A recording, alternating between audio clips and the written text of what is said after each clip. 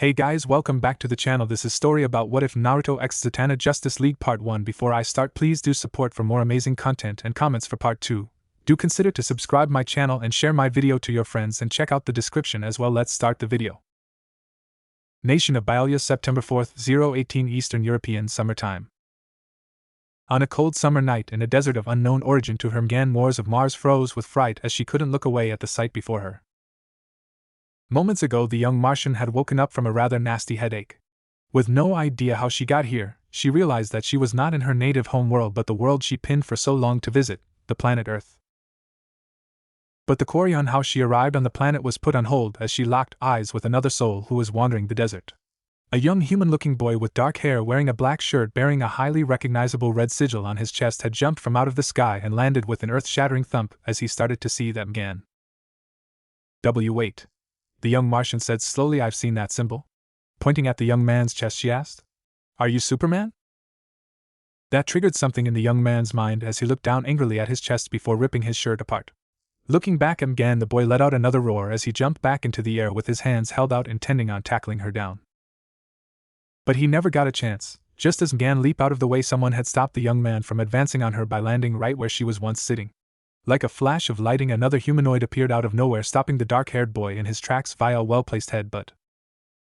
The newcomer was different from the first. He was covered in a golden light that radiated from his jacket, hair, and open-toed boots. He had on some sort of black bodysuit that covered his whole body up to his knuckles, neck, and feet. The boy, whom Gan thought might hold some sort of connection to the last son of Krypton, backpedaled as he gripped his forehead with both hands. The glowing boy did the same, only making his cries more vocal. Son of a bitch, that fucking hurt, he screamed as he glided over towards Gan while facing her attacker. The young Martian panned her head back and forth between the two boys in confusion. With the dark-haired one, she saw him stumble while rubbing his forehead as he grunted and screamed out incoherently with pain. With the golden one, she saw that after rocking his head he seemed to have shaken off the pain. Ah, hey green girl. Gan turned towards her golden protector as he addressed her. Did that jerk leave a mark on my headband? He used his thumb to point toward the metal plate that was secured on his head by a cloth wrapped around his forehead that fluttered in the wind. Also seeing him up closer, the daughter of Mars saw that the golden boy had cross-shaped pulps with yellow-orange iris and 3 black rectangles running down each of his cheeks. No, she said slowly, not taking her eyes off his headband that had a symbol of a spiral carved into it. It doesn't seem to have sustained damage. The golden boy dropped his frown and picked up a smile as he closed his eyes and laughed. That's a relief. Rah! Gan gasped as she saw that the dark-haired boy had shaken off his injury as well as he tried to tackle the golden boy down. Look out! The Martian warned as she held out her hands and created a psychic barrier that pushed the dark-haired boy back to the ground. The golden boy didn't look towards his would-be attacker but at Gan. What was that? He asked as he placed the space between his right thumb and index finger under his chin in inquiry. Some sort of gravity attack? No, it was telekinesis. Gan didn't need her telepathy to know that answer flew over the golden boy's head. His blank stare said it all. I mean, I created an invisible force with my mind, and used it to tackle that other boy. Oh no, he's coming back. The red-haired girl pointed at the angry boy as he let out another outcry and charged at them again. I got it, the gold boy said calmly as he manifested a giant glowing clawed arm that expanded out of his glowing jacket and caught the angry boy around the waist. The angry young man tried to use his own strength to pry the giant hand open, but before he could, the giant arm flung the angry boy out of its grip and threw him into the distance. What was that guy's problem? The golden boy asked as the giant arm shrunk and slung back into his coat. It was like he was made out of anger and malice.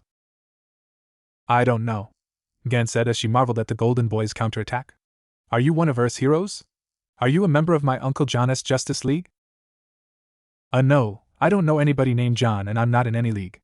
I'm not exactly from around here. And by here, do you mean this planet? Gan asked, knowing that if it looked human and had powers, chances were it wasn't necessarily human. The glowing boy looked a bit surprised as he touched his feet to the ground and scooped up a handful of sand. He let the grains trickle down his fist one by one. I think so. The natural energies in this world are nothing like the ones back home. As he let all the sand fall out of his hand, he wiped the rest off on his pants and said, If you asked me a day ago if other worlds or aliens existed, I would have said you'd been reading too many comic books. I kind of know what that's like. I'm not from this planet either, Gan said, not wanting to alarm the other alien in case they ran into any humans, and he questioned why they didn't look like her. I'm from the planet Mars. Is it like this place? The golden boy as he looked out into the desert landscape that stretched out for miles on end. Not exactly, you see, the landscape of my entire planet is a harsh wasteland. We Martians live in caves that rest under the surface, Gan explained as she too looked at the desert in envy. So you're like a mole person or something? Gan immediately narrowed her eyes and placed her hands on her hips. I'm not a mole person, she said sternly. I'm a Martian. The golden boy smiled nervously back at her and scratched the back of his head. Sorry, sometimes I kind of say things without thinking. I didn't mean to call you that. Gan giggled and relaxed a bit. It's all right, you know, I can show you for yourself. Show me what? The boy asked as he screeched his left cheek. My home. Oh, this is so existing. I don't think I've ever used my telepathy on a non-Martian before. Wait, you're what? Before even waiting for a proper response in her excitement, Gan placed her fingertips on the sides of her head as her eyes started to glow in a blue-green shade. What are the golden boy placed his hands on his head when he felt Gan's psychic touch trying to leak inside of his head. This feels like genjutsu. The boy clapped his hands together and yelled out Kai. The boy released the energy in his body to ripple, causing Gan's telepathic waves to bounce back at her. The Martian, unexpecting the feedback, fell backward as she heard her own psychic echo come back to her. What did you just do? Gan looked at her hands and started to panic as they began to transform. Her once lime green skin tone started to turn pale white as her fingers went from 4 and a thumb to 2 long clawed digits. Curling up into a ball, she tried her hardest to stop her transformation, but since she couldn't, as she felt her abdomen begin to narrow, membranes began to connect under her upper arm, and thick protective skin harden on her lower ones. Feeling her teeth and gums exposed, tasting the dry air, she cried, knowing her true form had been exposed to the form she never wanted anyone outside of Mars to see. Any second now that boy would ridicule her. He'd sneer, look away in disgust, or even attack her. This was a nightmare, her worst fears come to light. Gan always wanted to come to Earth, but to be something she couldn't back on Mars. She wanted to be a hero. She wanted to be looked at in awe and wonder, not it. Oh crap, I'm sorry. Wait, what? Lifting her head, she saw that the glowing boy wasn't scared, angry, or disgusted. He looked embarrassed. He was facing away from her, but with his hand covering the side of his face to possibly block his vision. Gan recognized this pose after watching Earth television broadcasts. She knew this was the stance when another character walked in on someone naked. I didn't mean for you to transform. I panicked and defended myself because I thought you were trapping me in an illusion or something. I didn't know you were a mind walker. Slowly getting off the ground, Gan wrapped her hands around her chest as she slowly approached the boy. You're not afraid of me? The boy looked confused as he slowly lowered his hand and looked back at Gan. Why would I be afraid of you? Because I look like this. She stretched out her arms to express her current state. The boy looked at every inch of her, his face turning a bit red as he looked away again, as he still looked embarrassed. My whole life people looked at me with anger and fear because I was different on the inside. I know it's not the same, but I'd be just like those jerks who judged me before they got to know the real me if I looked at you any different. You don't think I look like a monster? The boy looked Gan straight in the eyes, his face holding a solemn expression. I've seen and fought real monsters. A nice girl like you doesn't even come close to one.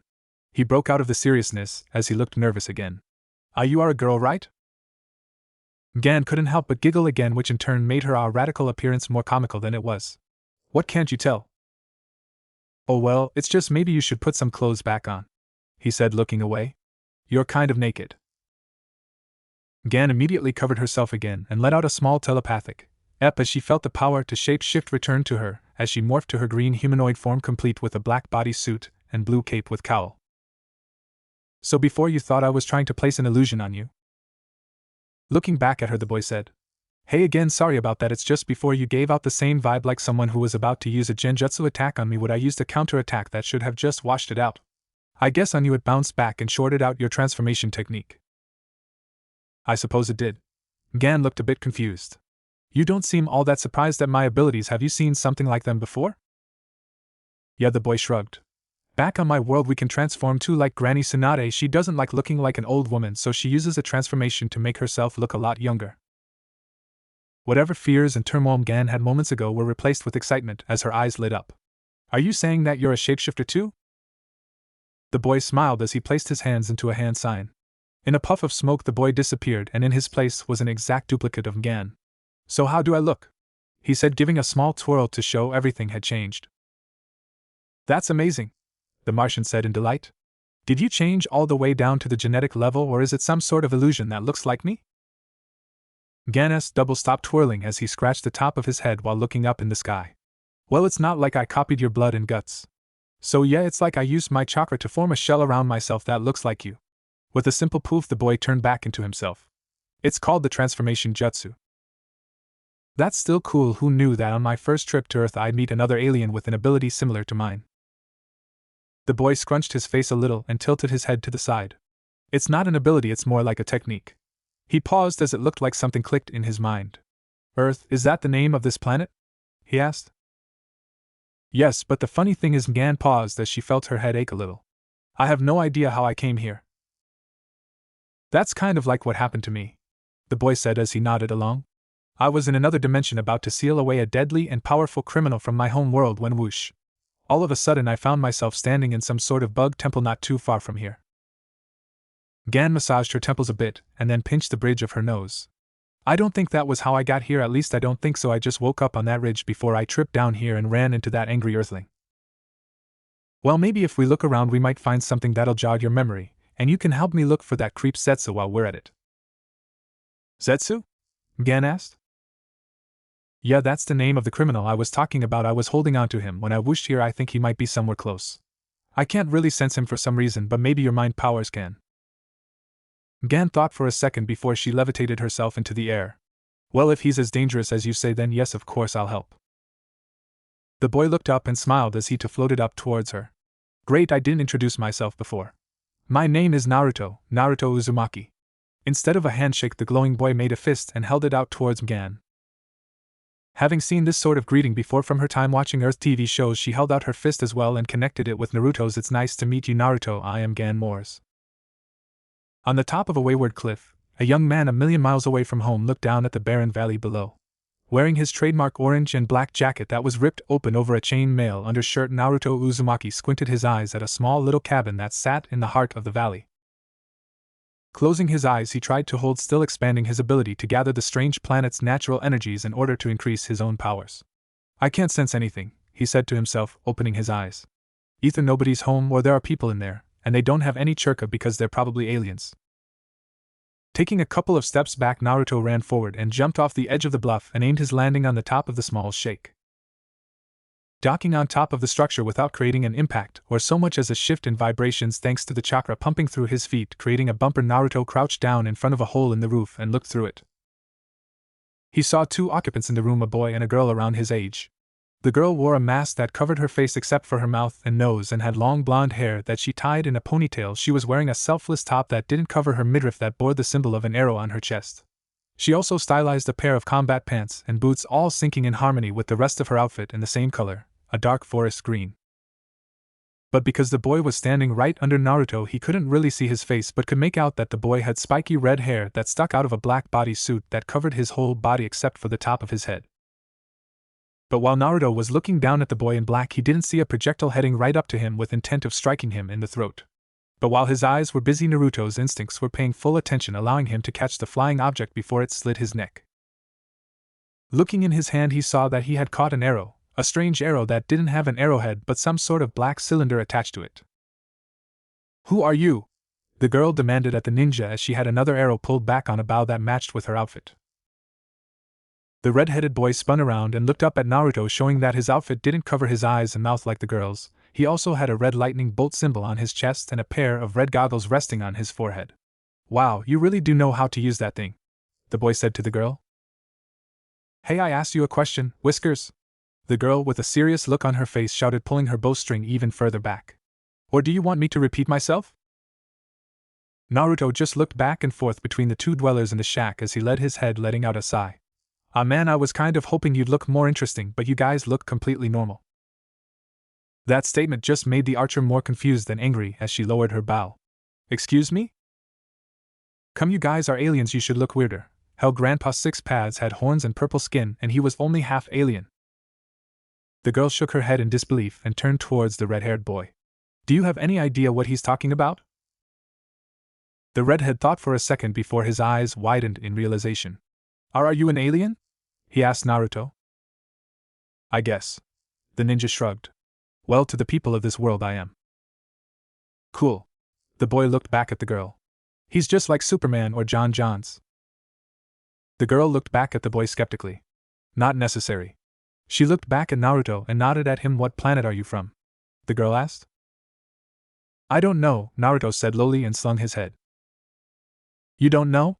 The red-haired boy asked with his arms crossed. Yeah, I don't know. Okay. Naruto raised his head and scratched the side of his cheek with the archer girl's arrow. I never really paid attention in geography class, or math class, or in a lot of other classes. So I never got around learning that much about the countries next to mine, let alone if my people even named our world.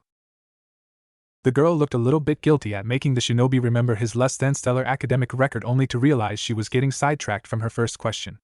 Re-aiming her bow at Naruto, she shouted, Don't try and distract me. Who are you, alien boy? Naruto twirled the arrow in his hands and said, You know, if you want to know who someone is, you should introduce yourself first. The girl just narrowed her eyes, but the red-haired boy tried to interject by gently lowering her bow. Hey, let's try to keep it civil here.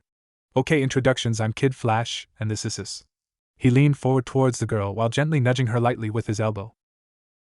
The girl actually smiled and laughed at the redhead as she lowered her weapon. Call me Artemis.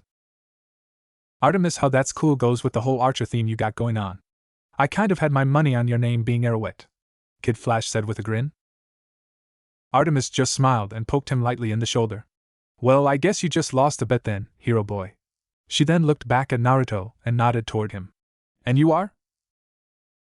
Naruto didn't answer as his face puffed up as he tried to laugh out loud. Artemis blushed lightly as she lightly moved Kid Flash away from herself and took a step forward. What are you grinning about? Naruto tried to calm himself down by letting out a few giggles. Artemis and Kid Flash, he snickered while pointing at each person. You guys might look normal, but you have weird names.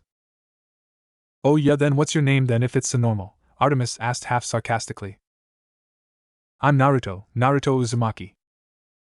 Kid Flash leaned back over to Artemis and whispered in her ear. And he thinks our names are weird. What kind of name is Naruto? Artemis looked at Kid Flash and replied. It's Japanese. I think Naruto is a kind of cured fish paste or something. Kid Flash took a step back and stroked his chin a little bit.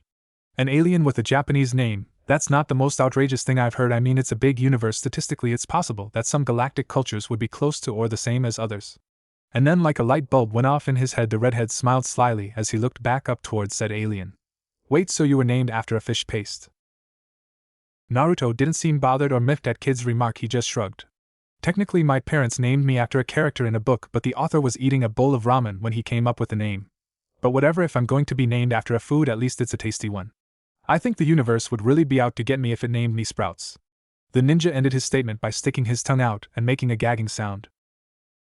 That actually got Artemis to laugh lightly again as she softened up. What about turnip? Kid Flash and Naruto laughed louder than Artemis as Kid suggested one. Wait, how about do you hear that? The laughter died down as Naruto started looking around, hearing a whistling noise coming from somewhere in the sky. Shielding his eyes, the ninja saw some sort of barrel-shaped projectile heading straight for him, and the two aliens still inside the shanty. Thinking on his feet, Naruto channeled his chakra into the arrow still in his hand and applied it with some wind flavor. Aiming the arrow like a spear, Naruto threw the weapon as hard as he could as it pierced the sky and intercepted the projectile. Unfortunately, when the second the arrow collided with the unknown projectile, it created an explosion that took Naruto by surprise as a backdraft blew him off the roof. After looking up from the hole in the roof to see what happened, Kid Flash quickly grabbed Artemis by the arm and ran out of the shack to get better cover in case of a repeat attack. Sometimes the world felt like it was standing still, at least through the eyes of a speedster it did. To Kid Flash, this was no exception. Since the day he recreated the experiment that gave the Flash his powers, Kid started to see the world at a standstill and used it to his advantage. Like right now, for instance. Kid Flash was able to grab Artemis by the hand as he made his way through the curtained door of the cabin, all in the span of half a second. Once outside, he was already formulating a plan. Step 1: save Naruto the alien before he fell off the roof. Step 2: get Artemis, himself, and Naruto to a safe distance from whatever shoot that missile. And finally, Step 3: come up with a strategy to stop whatever it was shooting at them while figuring out why the heck he was in the middle of nowhere in the first place, all in the span of 10 seconds. Yeah, it really pays to be the fastest. The second fastest. Wait, he forgot about JOK. Third Foz. No wait, there was that charity race Uncle Barry and Superman had a few years ago. Okay, fourth. Yes, fourth. It paid to be the fourth fastest man alive. At least that's what was supposed to be true once Kid Flash was outside. The world stopped as he moved like he was in slow motion. Turning his head in hopes to catch or intersect Naruto in order to save the alien from a nasty fall, he saw that Naruto was already on the ground running towards him at the same speed. No faster. As Naruto got closer, Kid Flash saw a golden aura blanket the orange-clad spaceman as he grabbed and lifted Kid up in the air and placed him on his shoulders in a fireman's carry. The speedster was helpless in his demand to be put down as he realized his words must be traveling slower to Naruto as he watched Naruto place his arm around Artemis' waist and pull her in close. Naruto then jumped into the air as the aura around him died and the world started to speed up again as both Naruto and Kid slowed down enough for it to catch up. Just in time too, as another missile was shot at their coordinate, causing an explosion of the shanty as they were in midair. Naruto landed on top of a ridge as he lifted Kid off his shoulders with one arm while gently releasing Artemis with his other. Kid Flash didn't like the look of things, not from whatever it was that tried to kill them, but more on the way Artemis was looking back at Naruto with wonder in her eyes. "What happened to your eyes?" Artemis asked Naruto. "Your pupils changed shape and your iris are a different color." When Naruto turned his head to look down the cliff, Kid Flash saw that the alien's once blue eyes and circle-shaped pupils had changed into a pair of golden-colored eyes with plus-sign-shaped pupils. If anything, he looked more like an extraterrestrial than before. "It's nothing," Naruto said, waving Artemis off as he didn't stop looking down. "I'm just getting serious, but can you two tell me what those things are?" Kid Flash looked down the cliff to see a military Humvee with a mounted machine gun rolling its way over the cabin they were just in, followed by two tanks all looking like some sort of malevolent convoy. Trying to get the element of surprise, Artemis pulled out an arrow and aimed her bow at the Humvee, only to get stopped by Kid. "Sorry, beautiful, but they got bigger arrows. All you'd be doing is giving away our position." "Hey, what are those things?" Naruto asked again while still wanting to know what he was facing. "They're called tanks, vehicles designed not only to carry soldiers but also equipped with weapons that can do serious damage to us fragile speedsters." He added the last part in the get a read on how Naruto would react, not knowing if the alien's speed was enhanced or standard in his species. Instead of looking worried or confused, Naruto just looked a bit disappointed. "So they're people in those things, huh? I guess I'll just do this the hard way." "Do what the huh?" Before Kid could finish asking his question, he saw that Naruto had clapped his hands together, engulfing himself in a golden light. A second later it died down to reveal that Naruto was wearing a completely different outfit, a black bodysuit with a golden glowing jacket, and pair of shoes and headband to go with it. Holding out his hands, the sleeves of Naruto's jacket shot out, and grew, transforming into a pair of giant clawed hands that starched out down below until the colossal hand paws grabbed one of the tanks in the convoy, trying to break it apart like a candy bar. Kid Flash lowered the red goggles he wore on his forehead and placed them over his eyes as he zoomed in, seeing the soldiers escaping the tank just as the machine was completely ripped apart and set on fire. "Keep smashing those tanks, Glowworm, I'll take care of the soldiers," Kid Flash yelled as he kicked it into high gear and ran down the side of the cliff. Once he touched down back in the valley, Kid ran around the broken tank, knocking out every soldier that ran away from the wreckage. Just as he punched the last straggler stuck on one of the ragged pieces of scrap, he saw the other tank aiming its cannon right at him. Before he could perform any advance evasive maneuvers, he saw one of Naruto's giant glowing hands making a fist and squishing the tank before it could even fire a shell. Not letting up once Naruto lifted the hand, Kid ran under the squashed vessel and took out every soldier that tried to escape through the tap door hatch. Once he got clear, he saw the last remaining member of the convoy, the Humvee, driving away from him and the valley as it was probably heading back to home base or something. Just as Kid was about to intersect it, the giant truck was struck by an explosion, making it flip in the air and land on the roof. Turning back to where Naruto and Artemis were, Kid Flash zoomed his goggles in to see that the lovely archer had just fired an arrow at the Humvee while Naruto was standing right behind her with his real arms around Artemis as they were gazing deeply into each other's eyes again. 3 seconds later, Kid was back on top of the ledge, standing right next to the two blondes. "Hey, it's nice to see you two getting along," Kid said sarcastically, running right between them, breaking their close contact with each other. But even that didn't really stop Naruto and Artemis from smiling at one another. "He's not so bad once you get used to him," Artemis replied as she folded her bow and equipped it back onto her quiver. "And she's really good with that bow," Naruto said back. "She just needed a little more firepower." "I have a feeling you have all the firepower I'll ever need." Artemis winked. Not catching the innuendo, Naruto just smiled back at Artemis, thinking she just gave him a platonic compliment as he folded his arms behind his head. Kid said nothing. He just placed his goggles back on top of his head as he ran behind Artemis and picked her up, carrying the archer in his arms. "What are you?" Before Artemis could voice her complaints, Kid cut her off vocally. We have to keep moving, there might be more tanks out there, and you can't keep up with us on foot. Before waiting for a reply, Kid took off in the opposite direction that the tanks came from as he ran alongside the cliffs until they slowly dipped down and touched back at normal elevation. Not to his surprise, Naruto managed to catch up with them as he ran alongside Kid Flash and Artemis. Good thinking, Kid Flash, Naruto yelled over the sound of their speeds. Hey, now that we got a minute, have any of you seen a black blobby guy with yellow eyes and really sharp teeth anywhere around here? Sailing over the desert landscape, Gan and Naruto flew together at a proportional pace. Gan, with her telepathy, was levitating in the air like a kite in the wind. Naruto, still donning his glowing coat, was surfing on top of a flat black disc that was perfect in circumference.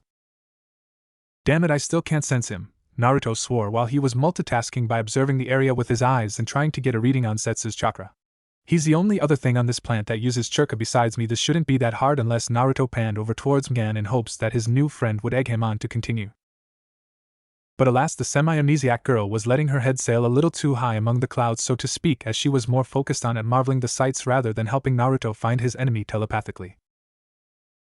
Gan. The Martian native expression turned from excitement to embarrassment as she saw the inquisitive look Naruto was giving her. Oh, I'm sorry, I still can't believe I'm on Earth, she shouted enthusiastically.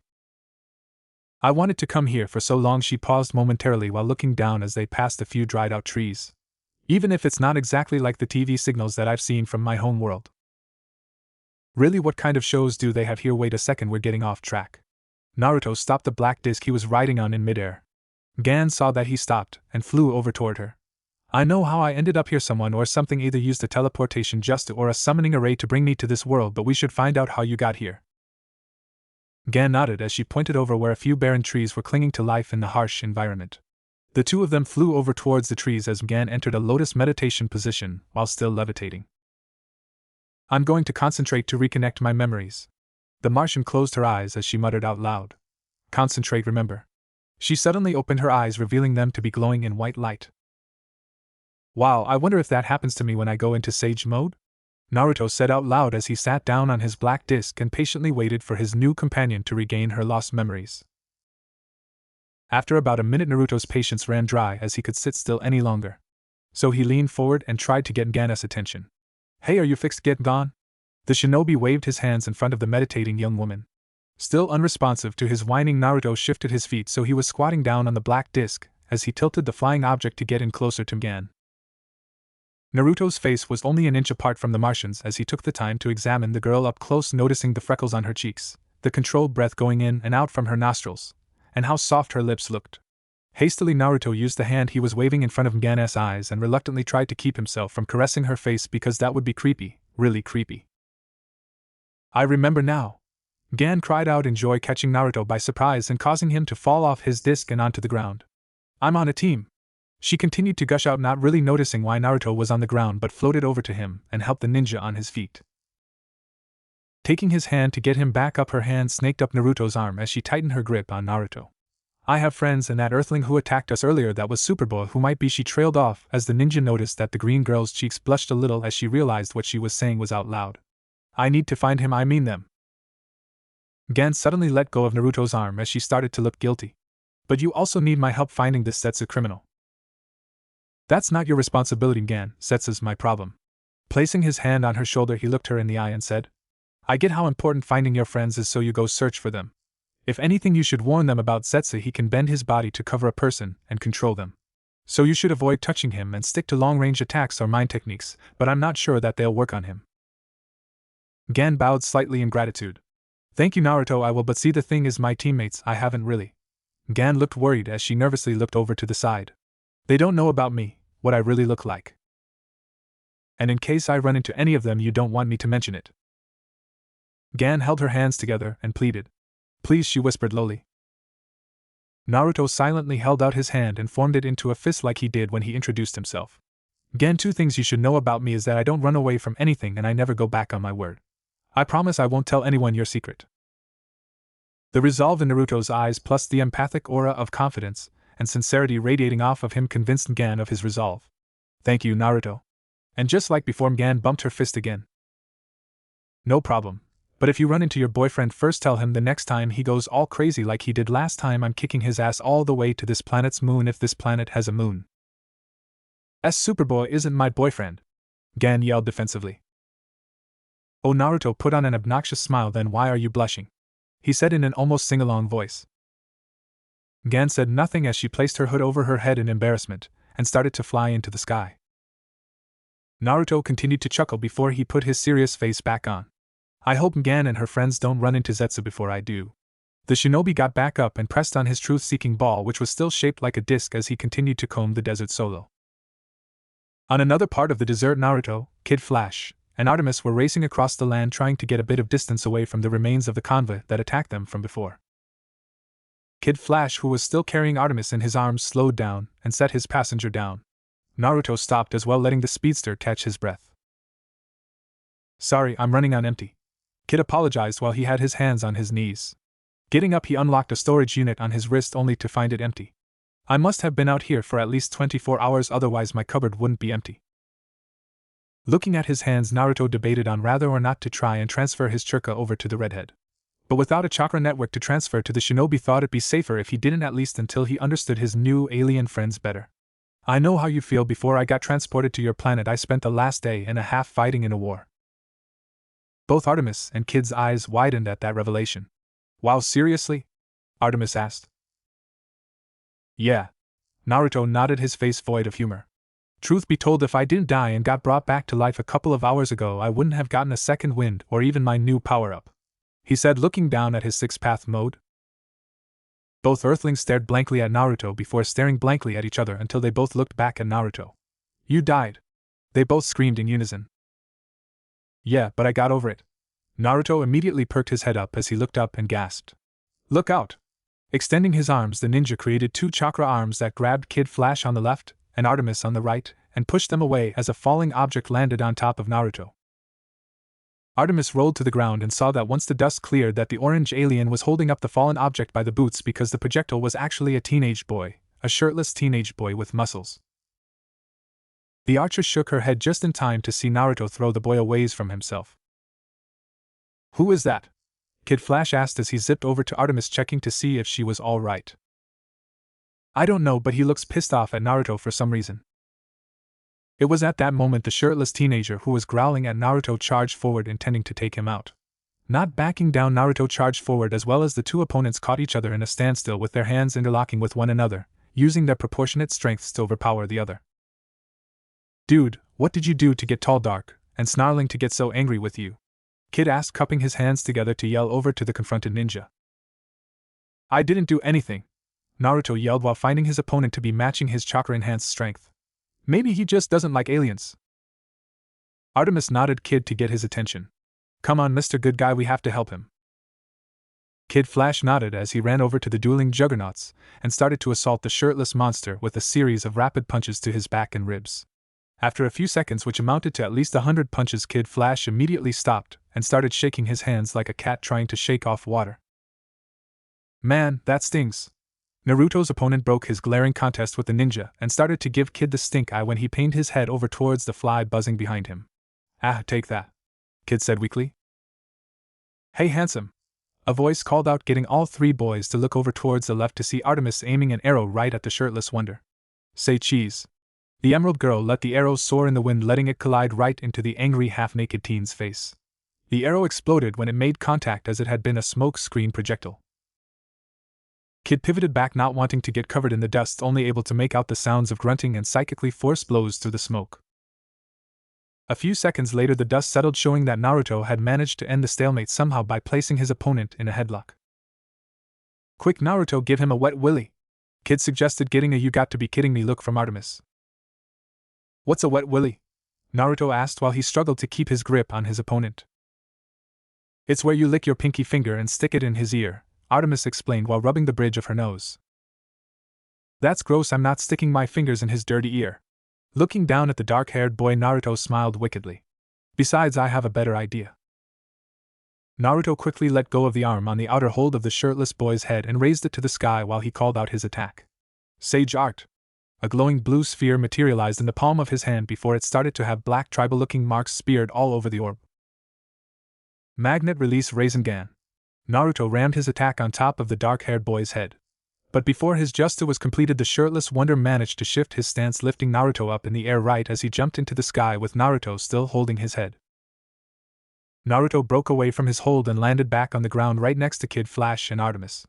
All three of them watched the wild boy yell out in anguish as he fell back down to the ground just as the same tribal marks from Naruto's attack spread over the left side of his face, chest, and arm, making the last appendage just hang with no force behind it like it was asleep. "What did you do to him?" Kid asked, marveling at the fact that their attacker seemed to still be coming at them. "I hit him with a ceiling jutsu. He shook me off before I could complete it, but it'll at least slow him down," Naruto explained. "Wait, jutsu like ninjutsu?" Artemis asked with a raised eyebrow. "Oh, you know about ninjutsu, then I guess this part won't be hard to explain. I'm a ninja." "Okay, stop, time out." Kid held out his hands like AT as he walked in front of Naruto. "Are you telling me that you're an alien ninja with superpowers?" Naruto didn't really know what to say, so he just shrugged. "Yeah, but I don't really have powers, they're techniques." "That's pretty cool," Artemis stated, breaking the silence just as an artillery shell landed right next to the three heroes and exploded. Naruto managed to manifest a giant fox head made of the same glowing light as his jacket that protected himself, Artemis, and Kid Flash from the blast. But their half-naked attacker ended up getting the worst of the blast as he screamed out in pain. Looking behind them, the trio saw another onslaught of tanks slowly approaching them in the distance. "I got an idea!" Naruto dissolved the fox head and created a long clawed hand that shot off his arm and wrapped itself around the dark-haired young man. Getting a good grip, he then threw the boy over his head and over to where the tanks were. Naruto watched on as his opponent got right up and started focusing all of his attention on the tanks, ripping the barrels off of one, getting shot at by the other, and flying clear across the sky only to get back up, super leap, and attack the other. Amazing, even with one arm basically tied around his back, that guy's unstoppable. Naruto was impressed at the boy and his ferocity. "Yeah, but whose side is he on?" Artemis asked, watching the boy treat the hostile soldier with no remorse as he started throwing around the ordinary pilots of the tanks. "I don't know, but do you want to stick around and find out?"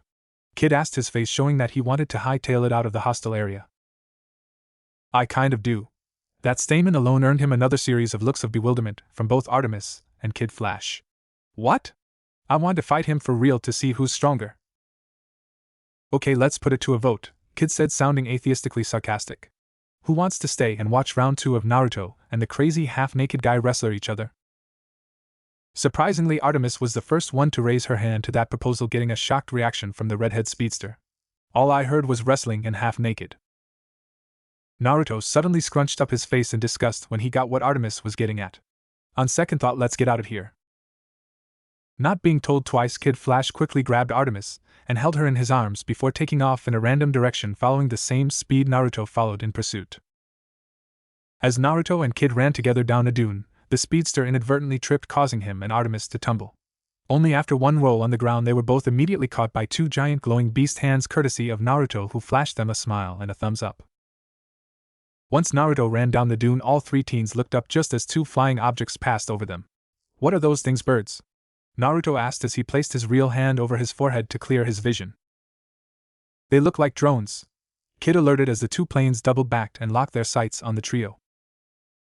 "What's a DRO?" But Naruto didn't get a chance to finish asking as the unmanned aircrafts unleashed a rain of bullets upon the land. Naruto jumped into the air, avoiding the rain and carrying his 2 new companions out of harm's way as well. Before plummeting back down to the ground, the ninja channeled chakra to his legs, creating 2 giant beast legs that reached all the way down to the earth below. Standing on top of Naruto's open-pawed glowing arm, Artemis loaded an arrow and aimed for one of the aircraft just they started to double back, only to feint at the last second, making her miss her mark. "Did you 2 just hear a girl talking in your heads?" Artemis asked, panicking as she looked like was just possessed by a ghost. "No, but for the past few hours, I've been hearing this faint whispering in my head every time I gather the natural energy on this planet. Like someone's trying to send me a message in my mind." Naruto admitted, not taking his eyes off the drones. "It keeps saying over and over again, seek the hand that pushes the dark back. Does that help?" "Dude," Kid sighed, "you keep getting weirder and weirder every time you say or do anything." Naruto scratched the back of his head and laughed nervously. "Yeah, I actually get that a lot back in my world." The sounds of an explosion got the ninja, the archer, and the speedster to look over to see that the 2 previous drones had flown into each other, destroying both. Naruto released his chakra legs down and slowly set Artemis and Kid to the ground as a strange girl with green skin and red hair wearing a black bodysuit with a blue cape and cowl descended towards them from the sky. Naruto! Gan called out as she touched the ground. What are you doing here? I thought you went off in the opposite direction. Wait, I thought you didn't know who John was? Wally folded his arms as he started to grow a little suspicious. By the way, the new look doesn't really scream Manhunter. Well, Artemis looked at Gan with a coy smile as she couldn't help adding. With a low-cut dress and some open-toe heels, then you'd look more like a certain type of Manhunter. Kid Flash's face creaked a little as he couldn't help but match the archer in the same level of sass. What are you thinking, party girl? Or recently divorced soccer mom ready to make her ex regret his life choices? A little from column A and a little from Coolie B. Naruto looked confused, not getting any of what the two young heroes were referring to. Do you know what they're talking about, green girl? Taking a quick take at both Artemis and Gan, he clarified himself. I mean other green girl. Oh yeah, that makes a distinction. I don't understand, Naruto. I saw you just an hour ago. How could you already forget me? Gan began to wonder if whatever robbed her of her memories affected her fellow extraterrestrial friend. That can't be. He's been with us for at least the past hour, Artemis stated to look at the new green girl cautiously. I guess you must have run into the real Naruto or another shadow clone. Shadow clone? Gan asked, tilting her head in confusion. Yes, see, when I got teleported or summoned to this world, the real Naruto made copies of himself to roam the desert to see where we were while he took a look around the bug temple he landed in. Bug temple? What bug temple? Kid Flash asked. It was a temple and it had pictures of bugs decorated around it. I don't think there's much else I can say to explain it. The real Naruto thought there might have been a ceiling array somewhere in the cave. Artemis threw her 2 cents in. I thought you said it was a temple. It was a temple inside of a cave that was decorated with bug pictures and carvings. But yeah, whatever, I still don't know who the green girl is. The shadow clone pointed directly at the said emerald lady. I'm Gan Moores. Johns is my uncle and I know who the two of you are as well. She first pointed over toward Kid Flash. You're Kid Flash, Wally. She then pointed over to the archer. And you're Artemis. Wait a minute, Martian Manhunter is your uncle? Kid asked, still wrapping his head around everything. Is that how you know our names? Artemis smirked a little. Your name's really Wally? That caused the speedster to moan a little in disappointment at his real identity being revealed so easily. But Naruto had on a sly smile as well. You shouldn't make fun of other people's names, Artie. Artemis didn't lose the smirk on her face. I'm sorry, did you say something, fish paste? Naruto shrugged. At least I'm delicious. Well, you'll have to give me a taste to see for myself, the archer said, almost sultry. It's okay, we're teammates. Gan began explaining to Wally, momentarily pausing to give Naruto and Artemis a weird look, having no idea what they were talking about. Friends. I made you cookies. Gan explained excitingly. Oh, so you know her too? Artemis asked Wally, but not in the jealousy your wife runs into a girl who you used to date, but you just say it was just one dinner, and it didn't mean anything way, but more of her stating a fact. Kid Flash, on the other hand, was disappointed at the way Artemis asked if he knew Gan, so in a passive-aggressive solution he tried to make the archer jealous. In a blink of an eye, he was behind Gan, and had his arm around her shoulder. Yeah, I know her, she makes me cookies all the time, soft, moist, delicious cookies that melt in your mouth the second you take a bite right out of it. Cookies aren't ice cream, they don't melt in your mouth, Naruto said as he turned his head around towards Artemis. Do homemade cookies melt? I'm the wrong person to ask. Artemis deflected. I wasn't really raised in a home that was into baking. You're lucky I wasn't raised in any kind of home. Naruto smiled back sadly, which Artemis didn't miss. Gan sighed out loud as she politely shifted Wally's arm off her shoulders. You both lost your memories too, well, most of them. Kid's weird flirting was something that hadn't changed, even if it was for a different reason. Looking behind her, the Martian could see a few tanks following a trail of black smoke. She was about to ask her fellow amnesiac friends to follow her, only to hear Artemis yell out. What do you mean you're leaving? Turning around, Gan saw that Naruto had been in the middle of walking away while probably saying some sort of goodbye to Artemis. Wait a second, Naruto. Gan flew past Kid Flash, and then Artemis in order to land in front of the ninja. Where are you going? I mostly just hung around those two because of their memory loss. Naruto used his thumb to point behind his back and over toward the two masked heroes. If you can help regain their memories, I should get back to what I was doing before I ran into them. Really? Artemis said, walking up to Naruto. That was the only reason you stuck around? Scratching the back of his head nervously, Naruto got really interested in his shoes as he had a hard time looking Artemis in the eyes. Well, you know, not the only reason, but still. You're trying to find that creature Zetsu, aren't you? Gan asked. What's a Zetsu? Kid looked back and forth between the Martian and the other alien. Is that the black blobby monster you were asking if we saw? Naruto nodded at Kid Flash and then faced Gan. What do you know about him? Not a lot. The other you said that he is a dangerous criminal who has the power to cover himself on a living person and control their every action. And that you were about to seal him away before he could hurt anyone else, but right when you were about to, something brought you and most likely him here. Naruto nodded, confirming what his double said to be the truth. Then you know that I can't stop looking. I don't want this world to have to clean up my mistake. Yes, but that's what we do, me and the rest of the team, Gan explained just as Artemis and Kid Flash walked over and stood by each side of the Martian. We're heroes who stop dangerous criminals all the time from hurting innocent people. As soon as we find the rest of our friends, we can help you look for Zetsu. I don't know, Naruto thought for a moment, while he saw the looks of confidence coming from Wally, encouragement from Artemis, and a look of trust from Gan. Alright, I'll help you guys out first. Chances are Zetsu might have already had a run-in with the other Narutos, and if not, then we can probably all try to find him together. Gan smiled as she looked back at her teammates. Then let's get moving. I can fill you all in on a few things while we look for Robin and Superbell. The Martian took the lead as she walked ahead of the others. Artemis walked along ahead of Kid and Naruto. Robin's here too, huh? I wonder if any other sidekicks are a part of. Wally paused as his head clicked that Gan mentioned a name that he wasn't familiar with. Wait, Super, what now? He asked no one in particular but got a repose from Naruto. Boy, she said a Super Bowl was a part of your team, you don't think? Wally stared vacantly back at Naruto, who mirrored the speedster's expression before they both replied nah, while shaking their heads in doubt.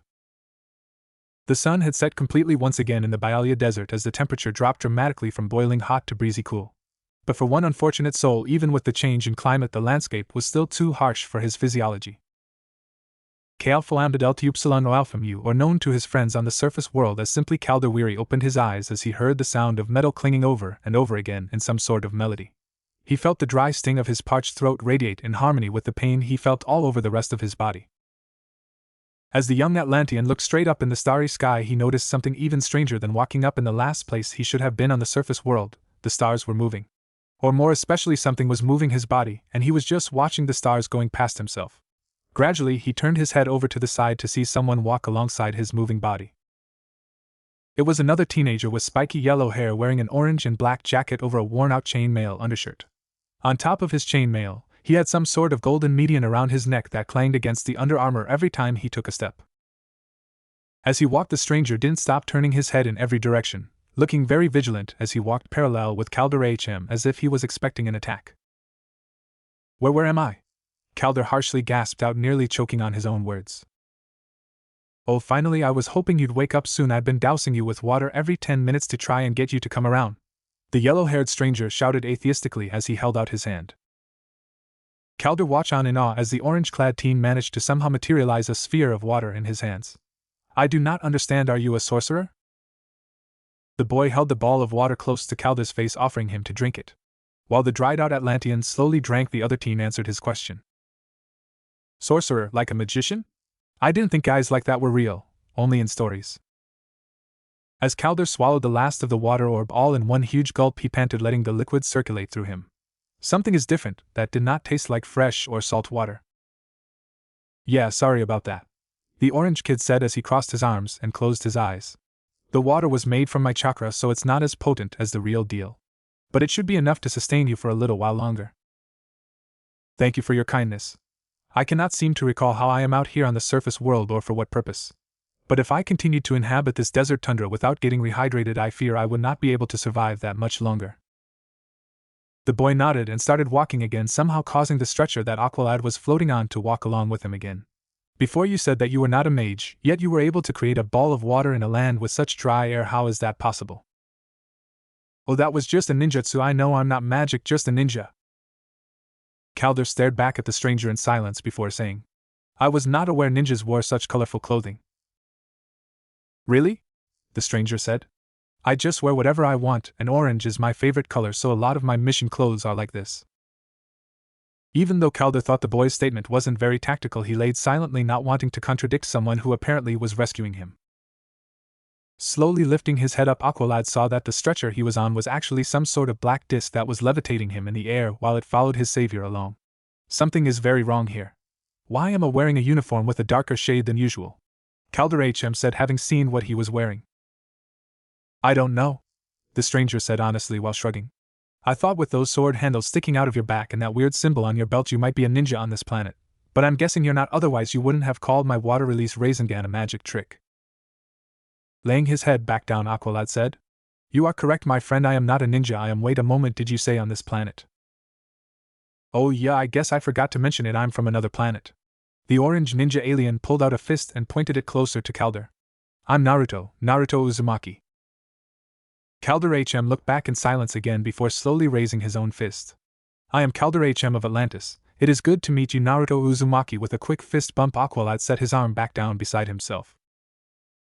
You should take a rest. In a few more minutes I'll dose you with water again to cool you off, Naruto said as his head continued to roam. I'll get you to a doctor or a medic the second we get to a village. Thank you, my friend, Calder said his graduate while slowly closing his eyes. If we come across a village I can use a communication device alert to alert King Orin of my condition and location. Just as Calder HM was about to let sleep take over him in order to recover faster, he immediately reopened his eyes as a revelation came to him. Naruto, something has come to my attention that I would like to address.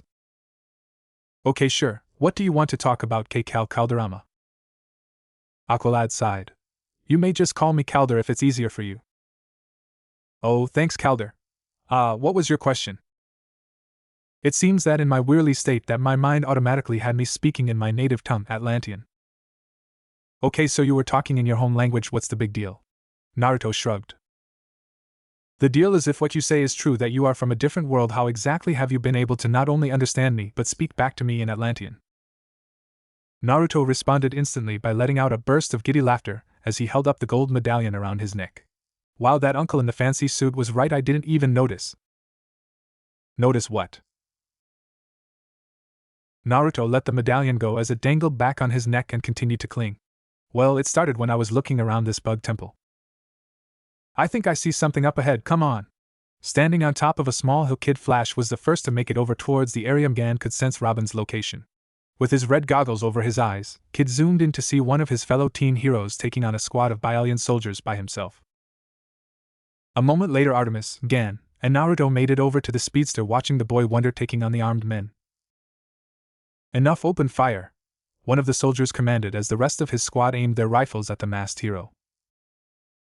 Putting his goggles back on his forehead, Wally decided to take the lead. Okay, we can't sit here waiting around, we have to help. Where's Naruto? Artemis and Gan looked around, noticing that their ninja friend was nowhere to be found. Until the sound of a high-pitched scream got all three of them to look back down where Robin was, seeing that one of the soldiers in the firing squad had somehow ended up neck deep in the earth while the other soldiers pointed their rifles on the ground. On the ground, Robin the boy wonder stopped performing backflips, evasive backflips, when he saw that the soldiers stopped shooting at him and started shooting around where one soldier was planted on the ground. Due to the fact that Balian wasn't offered as a second language course at Gotham Academy, Robin didn't know exactly what the terrified soldiers were yelling, but if he had to guess, he says it was something along the lines of "Kill it! Kill it!" Not one to miss a golden opportunity, Robin threw another barrage of customized batarang that were shaped like red disc shurikens at the soldiers while he shouted out playfully, "Try walking without rhythm, that way you won't attract the worm." Unfortunately, the soldiers immediately stopped firing at the ground and aimed their rifles at Robin once again. The boy wonder's batarang managed to throw the aim off of two soldiers, but not the one who was standing right in front of Robin with a line of fire. But right as Robin was going to do another backflip to avoid the bullets, the world slowed down as the rounds met the halfway point to their intended target. Something unexpected happened. A teenage boy with spiky blonde hair wearing an orange and black outfit burst out of the earth like it was liquid and stood right in the path of the oncoming projectiles with two shining silver-colored objects twirling in his hands. And once again the world sped up and fast forward in order to catch up as Robin saw the teen in front of him move his arms around so fast all the masked hero could see was a black blur where his limbs were supposed to be. When the soldier stopped firing his weapon, so did the orange-clad warrior stop moving his arms as a cluster of bullets fell around the yellow-haired boy's feet. It was then another dark blur ran right past the same soldiers, stripping them of their assault rifles, even the ones who were attacked by Robin's batarang. In that moment of confusion, the yellow-haired teen leaped forward and took care of the rest. Using the silver objects in his hands, the teen used them to swiftly slash across a defensive soldier's chest, ripping the bulletproof jacket off the man. With a swift roundhouse kick, the teen then engaged another soldier, but having been prepared, the Byaalian pulled out a combat knife that he used to strike at the teen. But it proved ineffective to the orange-clad teen's weapons as he spun them around, countering each strike off of himself by using one of the silver weapons to slice the blade of the combat knife, and the other to crash at the back of the soldier's neck, knocking him out.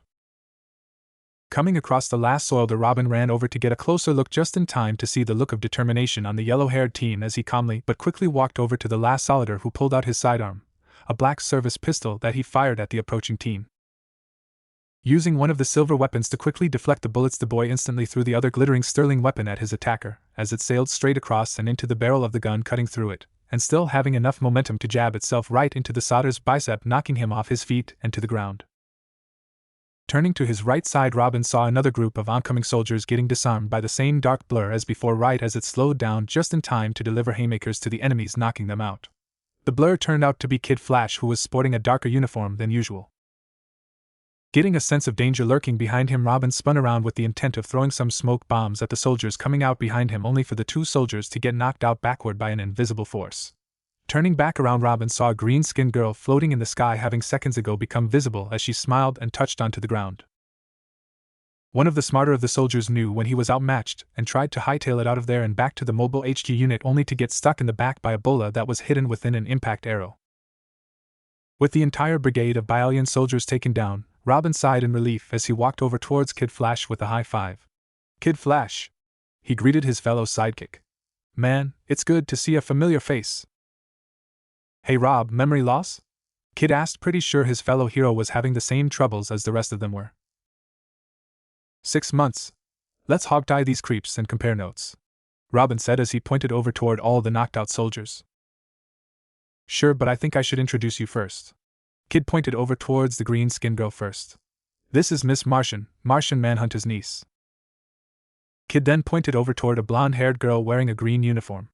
"The girl with the bow is the lovely Emerald Artemis," who playfully rolled her eyes at her introduction. And then finally he pointed over toward the yellow-haired boy wearing the orange and black outfit. "And that's Naruto, he's not from around here." Robin nodded as he waved at both Miss Martian and Artemis, and then Naruto, as he walked over last. "If she's related to John, I can take a wild guess where Miss M is from, but when you said that he was not from around here." "I'm an alien too, like Mgan," Naruto said as he walked up to Robin and held out a fist bump and a smile. The boy Wonder returned the hand and facial gesture.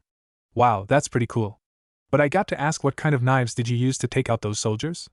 "A blade sharpened by a 0-point laser with an electromagnetic generator in the handles that can bounce off oncoming objects with metallic properties."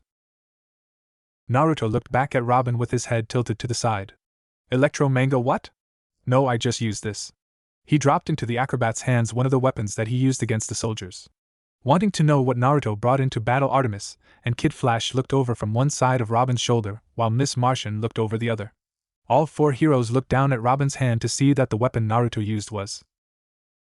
"This is a spoon," Robin stated, his face holding a deadpan expression as he couldn't stop looking at the utensil. "Yeah, I took it out of a box I found in one of those truck things that's parked nearby. I figured it would come in handy, so I took it." Naruto shrugged. "This is a spoon," Robin repeated, saying each word a bit slower but also a bit louder. Looking up at Naruto, Robin continued. "You deflected bullets, cut through Kevlar, and destroyed a gun with a spoon." Naruto looked back at Robin like he was the strange one. "Yeah, you just saw me do all that. Come on, we're wasting time. Let's tie up these jerks and Gan can tell you about how you got here and why you lost your memories." Naruto turned around and started walking away, leaving four superhero teenagers to look back at him with their jaws practically on the ground, except from Gan's case due to the fact that she was a shapeshifter, allowing her jaw to actually fall all the way down to the literal floor. "I thought he was using some super sharp ninja knife," Kid Flash said, shaking his head. "Or some kind of alien tech, but this, I just think Naruto went up 15 points in my book." Rubbing one of her eyes, Artemis replied. "Someone told me once that a weapon's strength or weakness depends on the user's ability to use it. A master with a pebble can still beat a novice with a knife." "Wow, I guess the principle of that proverb also applies to silverware," Gan whispered after picking her tongue up. "This is a spoon," Robin cried out, clutching said object in his hand and rocking it back and forth. "Kid Flash, just who is this guy?" Robin asked as he watched Naruto begin to line up the soldiers upright. Oh, that's just Naruto Uzumaki, your everyday alien ninja from a planet he doesn't know the name of because he didn't pay attention in astronomy class. Robin's shock and awe slowly got replaced with a smile of enthusiastic mischief. I definitely can't wait to see the look on Batman's face when I introduce him to this guy. Not too far away in the distance, someone watched on as the four heroes walked over towards Naruto and began containing the Byakugan soldiers. This someone had been an observer all his life in his infinite quest for knowledge, not really choosing one side of the conflict or the other, raising his hand if only the fabric of reality was at stake. This watcher was an older-looking gentleman with giant gray eyebrows and a wrinkled face, a sign of his mid-aged appearance, as the rest of his body was clad in a dark blue bodysuit with a giant white emblem covering his entire torso. This watcher sat upon a dark golden-brown chair that stood as his throne for the kingdom of knowledge as it floated in midair. This watcher was not by any means a king, as he was not a man, but a god, a new god.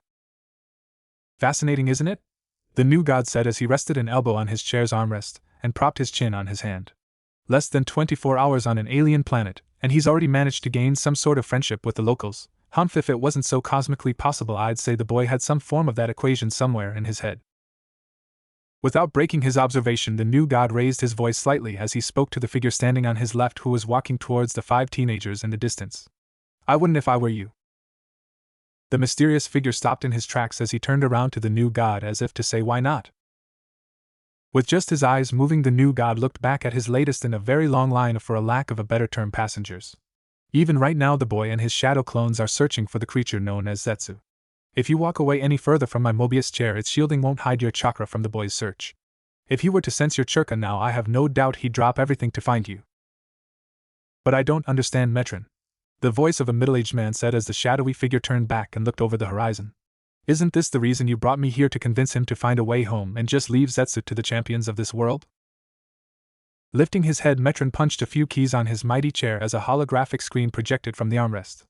On the screen was a picture of the planet Earth, as it dived and split into 2 identical planets. No, Lord Hokage, I brought you here to try and convince Naruto Uzumaki that once he's dealt with Zetsu that he must stay here on this planet. The fate of this multiverse depends on him creating and stopping a new crisis. So we're a team? Robin asked. After subduing their attackers, Robin, Kid Flash, Miss Martian, and Artemis stood around each other as they filled the boy wonder on the very few gaps on what they were all doing in Byakugan together. Gan nodded as she continued to explain. Yes, the 4 of us and Superba, she said, using his hands to insinuate the 4 being all of them and not Naruto, who got curious and was examining one of the rifles the Byakugan soldiers used that wasn't damaged in the fight. Then this must be his. Robin handed Gan a torn black cloth with Superman's shield in red embroidered onto it. Yes, did you see him? Gan asked as she took the cloth from Robin's hands. I think we did, Artemis answered. He must have been that half-naked guy with the muscles Naruto threw across the desert. You threw Superboy across the desert again? Gan screeched as all eyes turned towards the alien with a cocked rifle in his hands. Hey, I was just trying to protect Artie and Wally. Naruto defended himself as he looked through the end of the rifle's scope. Besides, he attacked us first. But he didn't know who we are, Artemis said as she started walking over towards Naruto. I don't know who we are. She placed her hand on top of the rifle and swiftly pointed the weapon to the ground. And you should be messing with that thing, it's not a toy. Yeah, I figured that out already. Naruto snapped back. I've been around weapons before. It's just we don't have anything like these Jian things back in my world. Then your people should consider themselves lucky, Robin spoke in a tone a bit heavier than his regular chipper voice. A tone Naruto picked up on. Just because we don't have tools like these doesn't mean people don't still hurt each other on my planet, Naruto said as he looked back at the rifle. Robin walked over towards Naruto and Artemis, taking the rifle out of the ninja's hands. Still, there's no point in learning how to use this. It's loud and it's clumsy. This is the weapon of cowards. Holding the assault rifle with one hand, Robin used his other to shimmy 3 batarang discs in between his fingers as he held them up. Stick with these weapons, they're precise, quiet, and surgical. Holstering the batarang back into his utility belt, Robin stood still as he still had the rifle held up in front of him, keeping a stern face on until it cracked, and he smiled nervously. Okay, this is the part where I'm supposed to snap the gun in half like Batman did 5 years ago when he gave me this speech, but I'm not strong enough to do something like that yet. With a flick of his own wrist, Naruto pulled out his new trusty spoon and gave the rifle a quick horizontal swipe. Less than a second later, the bottom half of the rifle sliced in half and fell to the ground as Robin was left holding the top half. See, what do you even need a gun for when you can just use that spoon to cut them in half and deflect bullets with? Robin halfway shouted, still not getting over the fact that Naruto was deadly with silverware. Seriously, dude, you have the whole everything is a weapon factor going for you. Kid Flash chirped, and besides, someone with your abilities using any kind of firearm is like a shark having a laser cannon grafted onto its head. It's just overkill. Teammates? All eyes turned back over to Mgan, who had been mostly silent, as she tried to get everyone's attention. We should really be focusing on trying to figure out why we're out here in Byalia in the first place. Throwing the rest of the broken gun on the ground, Robin said. Well, I do remember Batman ordering radio silence. Our team must work for him. He must have been the one who sent us over here. Really? Kid Flash asked as he pointed toward the insignia on his chest. How do you know we don't work for my mentor? Absent-mindedly, Kid's finger brushed against his lightning bolt crest, causing his suit to sift in colors. He now sported a bright yellow and red costume, the one he was more famously known for. While Wally pressed his logo again, causing his costume to shift back to its darker stealth shade. This is so cool. Can all of your uniforms do that? Naruto asked as he too, without thinking it through, turned around and poked Artemis' arrow logo on the top of her chest. The archer stood stunned as Naruto, in his curiosity, didn't pick up on his own inappropriate behavior as he continued to poke Artemis even after her costume did change colors. Robin, who out of curiosity poked his own logo, stopped as he was just as shocked as Kid Flash and Gan by Naruto's boldness. As for Artemis, the young heroine's own shock was quickly replaced by mild annoyance, as she just placed a hand on her hip and rolled her eyes as her body rocked lightly from each poke. Her patience and tolerance towards Naruto's inconsiderate behavior were mostly due to the fact that Naruto was actually just touching her closer to the collarbone rather than molesting her chest. After about 6 more pokes, Artemis found the humor in Naruto's actions dried up. So she lightly used her own hand to slap Naruto away. You know, you could have bought me dinner first before you tried to get to second base, Naruto. The shinobi in question looked back at Artemis, then to his finger, then back to Artemis again before it clicked in his head at what he had been doing to the Emerald Archer. Sorry about that, Artie. He apologized as he quickly pulled his finger back. It's okay. Artemis shrugged off, turning slightly away from Naruto as she folded her arms. Just know I'm going to get you back for those pokes when you least expect it. She smiled slyly as she could feel Naruto's nervous reaction to the veiled threat. Naruto held his finger with his other hand and tried to shift his body away from Artemis, as if he had just touched fire. The ninja's eyes shifted over towards the person closest to him, which happened to be Kid Flash. Naruto's head turned towards the speedster's logo, which the redhead caught onto. Wally placed his hand over his chest as if to hide his chastity, as he said, "Don't even think about it, Mr. Grabby." Artemis sighed. Okay, this is getting a little ridiculous. She looked down at her uniform. And we all look ridiculous. We need to get our memories back now. With no eyes at her, Mgan nervously shifted around as she tensely rubbed her hands together as she looked unsure of herself. Taking a deep breath, she thought the words to help Superbo. As she placed her hands over her forehead and closed her eyes only to reopen them, but this time the ocular orbs were glowing in a brilliant white light. I don't think you guys look ridiculous. Your uniforms make you all look pretty cool. Naruto slowly looked around when he didn't hear back a response, only to see that the members of the team were all frozen in place, unmoving with so little as a wink.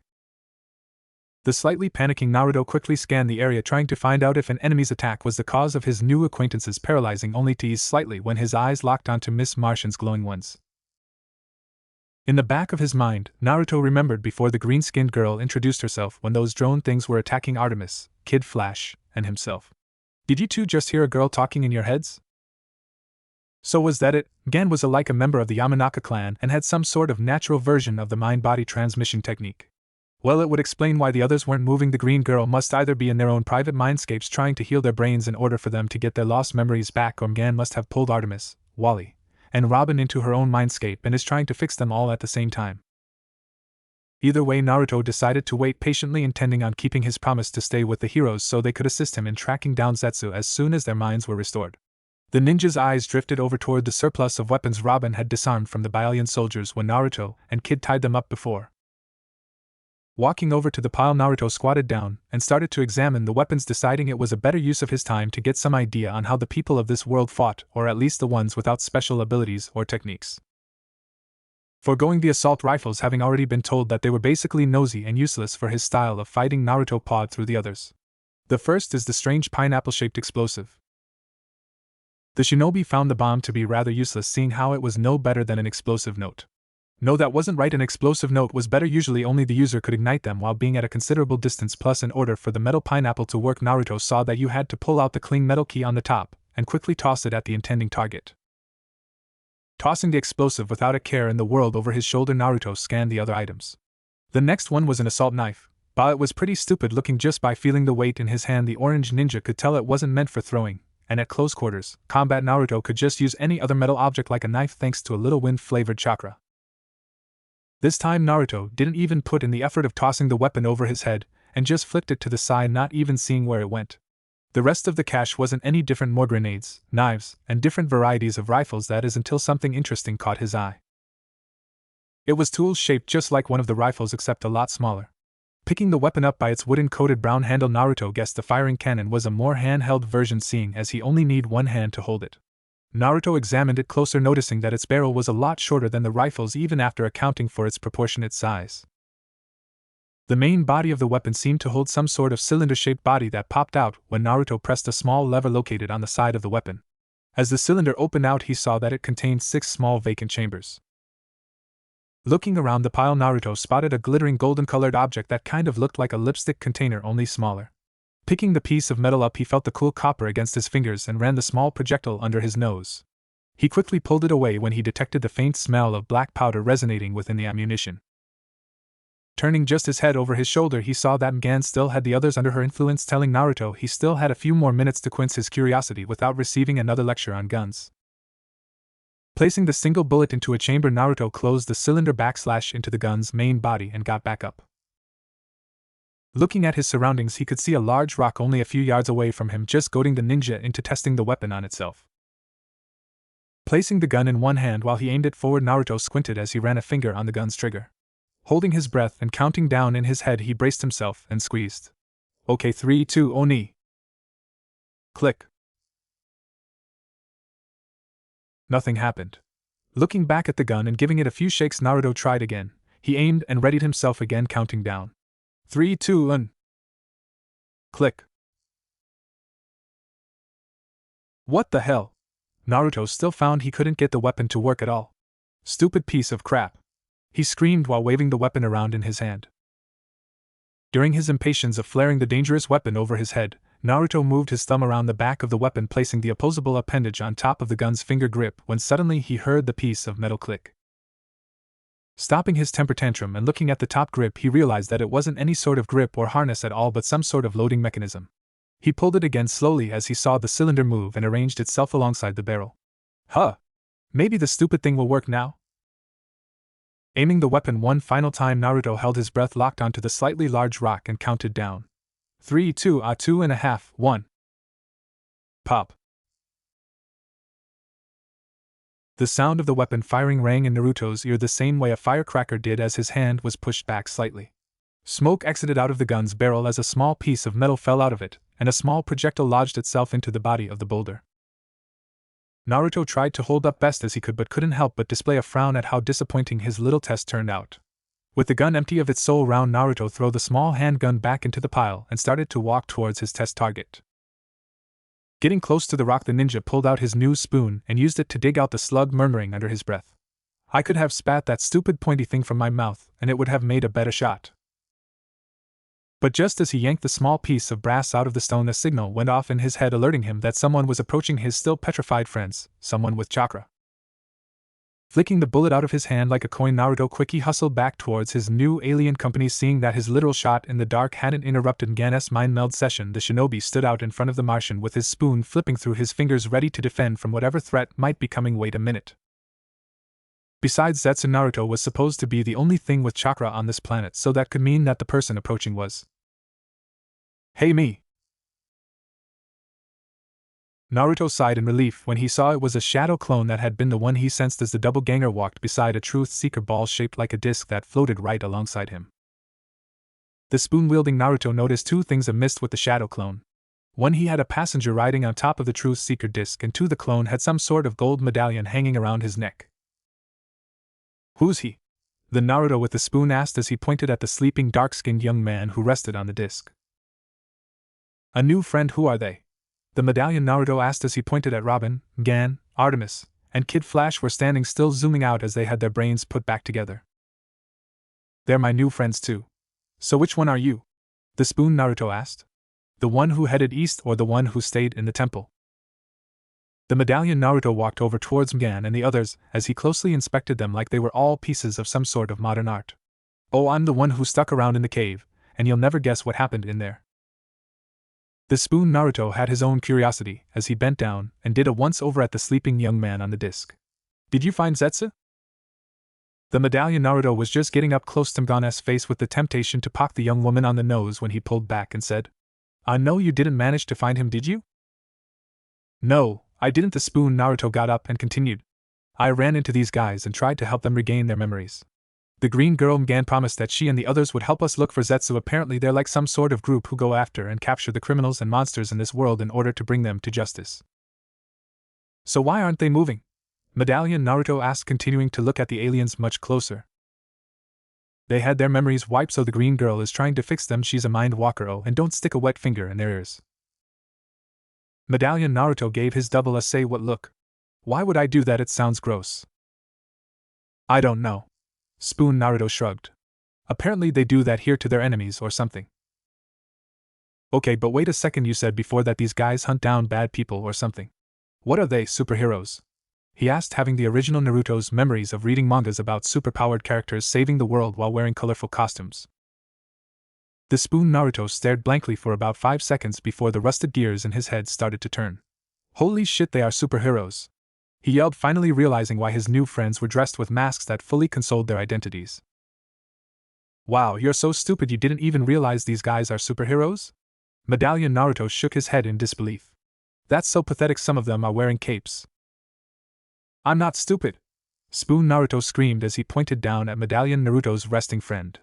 I just thought they were high society types who wear cool fancy clothes. What about you? Did you realize that this guy was a superhero when you met him? He's not a superhero. Medallion Naruto snorted out in arrogance. He's a soldier from a country on this planet that's underwater. Oh, Spoon Naruto tilted his head and sheepishly rubbed his neck. So what's his name? Medallion Naruto stepped away from the group and walked at the opposite side of his double between the dark-skinned light-haired hero. Well, his name is Calder, but he also goes by Aqualad? Gan, Artemis, Kid Flash, and Robin all shouted out in unison together as they all were brought out of their hive mind state. Why, yeah, he also goes by that. Medallion Naruto said nonchalantly towards his double. Where is he? Robin exclaimed, only for his eyes to gander over towards the two Narutos and his lost teammate. Oh, he's right there. Robin's voice dipped down as he stated the obvious. Hurrying along, Gan, Artemis, and Robin gathered around Aqualad while Kid Flash hung back and pulled something from his behind. With a little bit of struggle, he pulled out the knife Spoon Naruto absent-mindedly threw from before. Why is there a knife in my ass? He asked as he angrily shook the weapon in his hand. Spoon Naruto tried his best not to look guilty while saying, You must have sat on it when you were getting your memories back, he said as his eyes shifted back and forth. 'Cause you were moving around when you guys were in that trance. Kid Flash rubbed his stinging bottom, looking more confused than before. Okay, then why are there any footprints of me moving? Stop being a baby and get over here, Artemis demanded, interrupting Kid's investigation.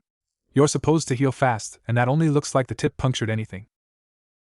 Tossing the knife to the side, Kid Flash sort of crabbed walked over towards the others while mumbling. Yeah, you say it's no big deal, but I bet if someone was trying to stick their tip up your... What was that?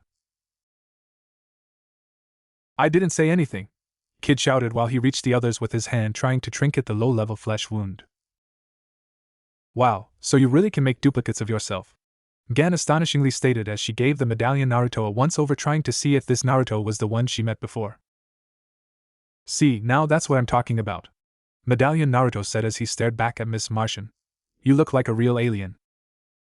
Thank you, Gan replied, not really knowing if she was being complimented, while she sighed at the fact that this was indeed not the Naruto she had met earlier. Kid Flash, on the other hand, stared at the two Naruto back and forth more out of curiosity than pure amazement. Okay, giant glowing arms made of light, super speed, giving people tattoos that paralyze them, and to top it all off, the ability to replicate yourself. Pausing, the young speedster rubbed the top of his head with his butt-cheek hand as if his brain overloaded. When we get out of this, I'm going to want a full list of your abilities, dude. Seriously, I'm starting to think you won the superpower lottery better than the big guy, he said as he rubbed a little blood on the top of his head.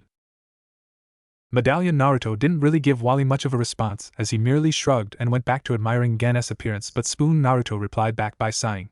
How many times do I have to tell you I don't have powers? Those are just techniques. Being able to make copies of yourself is a technique? Artemis asked with a hint of skepticism. Letting out a small laugh, she swayed her hip to the side and placed her hand on said hip as she added, in that case, maybe you can show me how it's done. I'd be able to get my choirs done a lot faster if there were 2 or 3 more of me. Great, Wally scoffed, letting the word great get dragged out more than normal. A whole squad of Artemis, like one of you isn't bad enough. The young archer picked up on the sarcasm and scolded back at the speedster. What was that, Rudolph? Kid Flash's face dropped as he gasped and snapped his head over towards Gan. Meg Cakes, you said we'd only exchange important memories with each other. I don't see how my middle name is exactly viable for the team right now. The Martian native sweetly placed her hands up in a way of an apology right before she squatted over towards Aqualad along with Medallion Naruto and Robin. You guys got your memories back, that's great, Spoon Naruto said as he perked up at the good fortune bestowed upon his new friends. Wait, is that why the two have started getting mean with one another? The ninja asked as he wagged his finger between Artemis and Wally. You guys seemed a lot nicer to each other when you didn't know who the other one was. The two heroes glared at one another until Artemis broke the staring contest and walked over toward Naruto. She showed that her perspective on the alien ninja didn't change with her recent mind restoration as she slid a hand over the other blonde's shoulder. Well, between you and me, I forgot how annoying a certain speedster was before, Artemis said rather loudly so Wally could hear her. Yeah, well, I forgot how much of a hindrance a certain archer is. Would you two knock it off? Robin hissed as he looked up at his bickering teammates. Caljua's really hurt, we don't have time for this right now. Artemis and Kid Flash glared at one another before softening their expressions in worry for Aqualad, so they silently agreed to stop as they along with Spoon Naruto hunkered down and watched over the fallen Altian. With more people crowding around him, Calder weakly scrunched his face as he kept his eyes closed and whispered out something in his native tongue. Oh sure thing, buddy, Medallion Naruto said back as he held out his hand and created another water raisin gun that he destabilized and let splash on top of Aqualad's face. What's wrong with him? Artemis asked as she leaned more forward and used her hand to feel Calder's forehead to engage his temperature. Well, we've been in the desert close to 24 hours, Kid Flash said as he broke his own, observing only to catch Artemis' gaze, which in turn caused the speedster to frown and childishly inch away from the archer. That's not exactly good for a guy with gills. He has gills? The Medallion Naruto asked as he was bent down right over the Altian, so it was easy for him to gently grab the sides of Aqualad's head and rotate it to the right, seeing the respiratory organ. Wow, he's kind of like that shark guy from Akatsuki. Oh, what was his name again? Kisame something, Spoon Naruto said as shifted over next to his double as he got a closer look at Aqualad's gills. Yeah, you're right, it's just like Kisame's. I wonder if he has sharp teeth too.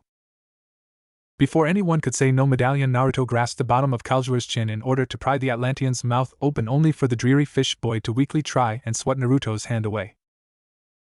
Lambda epsilon Ziode kappa delta epsilon nu beta kappa epsilon kappa alpha mu alpha lambda zeta, the dried out Aqualad mumbled. Medallion Naruto scratched the back of his head and bowed a little. Sorry, Caljua. Artemis' brows raised as she did a double take between Naruto and Aqualad before a second later something clicked. Wait a second, you can understand him? Yeah. Medallion Naruto shrugged.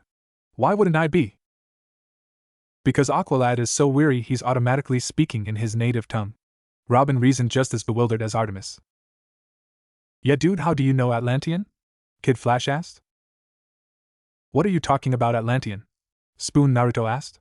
That Aqua guy didn't speak in another language, he talked in the only language on this. Wait, do the people of your planet speak more than one language? Yeah, Kid Flash answered for the team. There's probably over 2,000 different languages spoken on this world by at least 6 billion people on this planet. We all don't talk the same. Spoon Naruto's eyes went wide with that revelation, while Medallion Naruto just looked apathetic and watched on from observing Aqualad and the interaction the other Naruto was having. Artemis tapped her index finger alongside her chin as she thumped the digit for a couple of beats before an idea popped into her head. Naruto. The Spoon Naruto looked back at the archer, showing that she had his attention. I'm going to ask you some questions. I have a theory that if you can answer them correctly, then I might have an idea of why you aren't lost in translation right now. Okay, Naruto looked a bit confused but decided to indulge the girl. De quelle couleur sont mes yeux? Naruto tilted his head to the side in query. Why do you want to tell you that? Artemis shrugged, just el humor moi. Oh, leaning in closer to the archer, Artemis momentarily turned her eyes away from the ninja, not expecting him to get this close. Well, I guess they kind of remind me of fresh honey, like after you fight off an army of bees taking on all their stingers and fighting through their barrage just to see that trickling gold coming out of the comb. So honey-colored, I guess. Artemis's cheeks blazed slightly as she hadn't expected such a detailed answer to her test. Coughing lightly, she rose up her hands and made a peace sign. Be bound you gon te dangnam julenai. Naruto's eyes narrowed a bit as he said. 2. Nodding, Artemis asked her final question. Era es la biblioteca? Naruto looked around before angrily replying, how should I know, we're in a desert, who puts a library in the middle of the desert? Naruto saw the surprised look on Artemis' face as she looked over to Kid Flash and Gan, who themselves looked just as surprised. Atlantean, French, Vietnamese, and Spanish. Add English on top and that's 5 Earth languages that you're able to understand. Robin stated as he himself was fluent in French, was able to speak a little Spanish, and knew Vietnamese when he heard it. What are you talking about, what 5 languages? Naruto asked angrily. She was talking to me regularly, wasn't she? He asked, unsure of himself. Placing a hand on his shoulder, Artemis tried to keep the ninja from panicking. Hey, maybe it's some sort of telekinesis. Gan can understand languages by linking minds with people. Maybe whatever it is was that wiped our heads might have done the reverse on you and let you understand us. Her voice trailed off, showing that she herself didn't believe in her theory. What the hell is going on? Naruto ran his hands over the top of his head as he tried to wrap his head around his appeared new ability until he found the answers from within himself, literally. It's because of the necklace. Medallion, Naruto said, getting all eyes on him as he held up said necklace. It's a magical pendant that makes whatever you say and whatever you hear translate into a language you can understand. You know, you could have said something before. Spoon, Naruto said after he sighed in relief. You almost made me think someone did something to our brain. Where did you get a magical translating necklace? Robin asked while Kid Flash rolled his eyes at the words magic. Some guy gave it to me. Medallion, Naruto shrugged. I was the one exploring the bug temple when some guy comes out of nowhere and told me that this necklace would let me understand people. What did this guy look like? Artemis asked. Did he give you a name? Medallion, Naruto shook his head no and answered. He didn't tell me who he was, he just throws me the necklace, and when I caught it he was gone. The shadow clone then began to close his eyes and title his head to the side. He was kind of weird too. Weird how? Robin asked. Well, he had yellow hair like me and what's your name? Medallion, Naruto asked, not really getting introduced to the heroes. I'm Artemis. Right, so anyway he had yellow hair like me and Artemis. Wally let out a snort that he tried to cover up but was caught by an angry Artemis giving him the evil eye as he found Medallion Naruto's mispronunciation humorous. And he was wearing a suit, like a really nice fancy suit. Which is the weird part, because who wears a suit in the desert? Really, that's the weird part? Wally asked as he tried to clear his throat. Not the whole 1 minute this mysterious stranger was there, and the next minute he wasn't? Why would that be weird? Both Naruto's and Robin said together in unison. Kid Flash rubbed the back of his neck, embarrassed. Ya kind of forgot who I was talking to. May I see your medallion? Gan asked politely. Not taking the necklace off but leaning closer to her, Medallion Naruto lifted the piece of metal around his neck into Martian's hands so she could examine it. This is interesting, she said as her slender fingers ran over the surface of the medallion, stopping on the etched symbol on the metal. There's a symbol carved on the medallion, it looks like a mouth. A mouth? Kid Flash was right between Medallion Naruto and Gan and gently plucked the medallion from the Martian's hands. Sorry, gorgeous, just want to take a look at the magic necklace. The speedster's face went from curious to smug as he started laughing. What's so funny? Artemis asked as she looked back at the redhead in annoyance. The magical Babel necklace has the Rolling Stones logo carved in it. Artemis walked around Spoon Naruto and over towards Kid Flash and grabbed the necklace out of his hands, which were still attached to Medallion Naruto's neck. He fell forward but kept his balance as he waved his arms to keep from tipping over. Artemis meanwhile saw that the speedster was telling the truth, as the jewelry indeed had the iconic giant pair of lips with a tongue sticking out of it. But another groan from Aqualad stopped Artemis from bickering with Kid Flash. He needs immediate rehydration, Robin stated, having shifted focus to more important matters. The young vigilante looked toward his Martian teammate and said, You need to call the bioship, now. I can't, it's too far away. Placing a hand on top of the Calder's head, Miss Martian let out some more bad news. And I can't restore his memories in his current condition either. A moment later an idea crossed the faux redhead's mind. But you can get Aqualad to the bioship really fast, she said, addressing the team's residential speedster.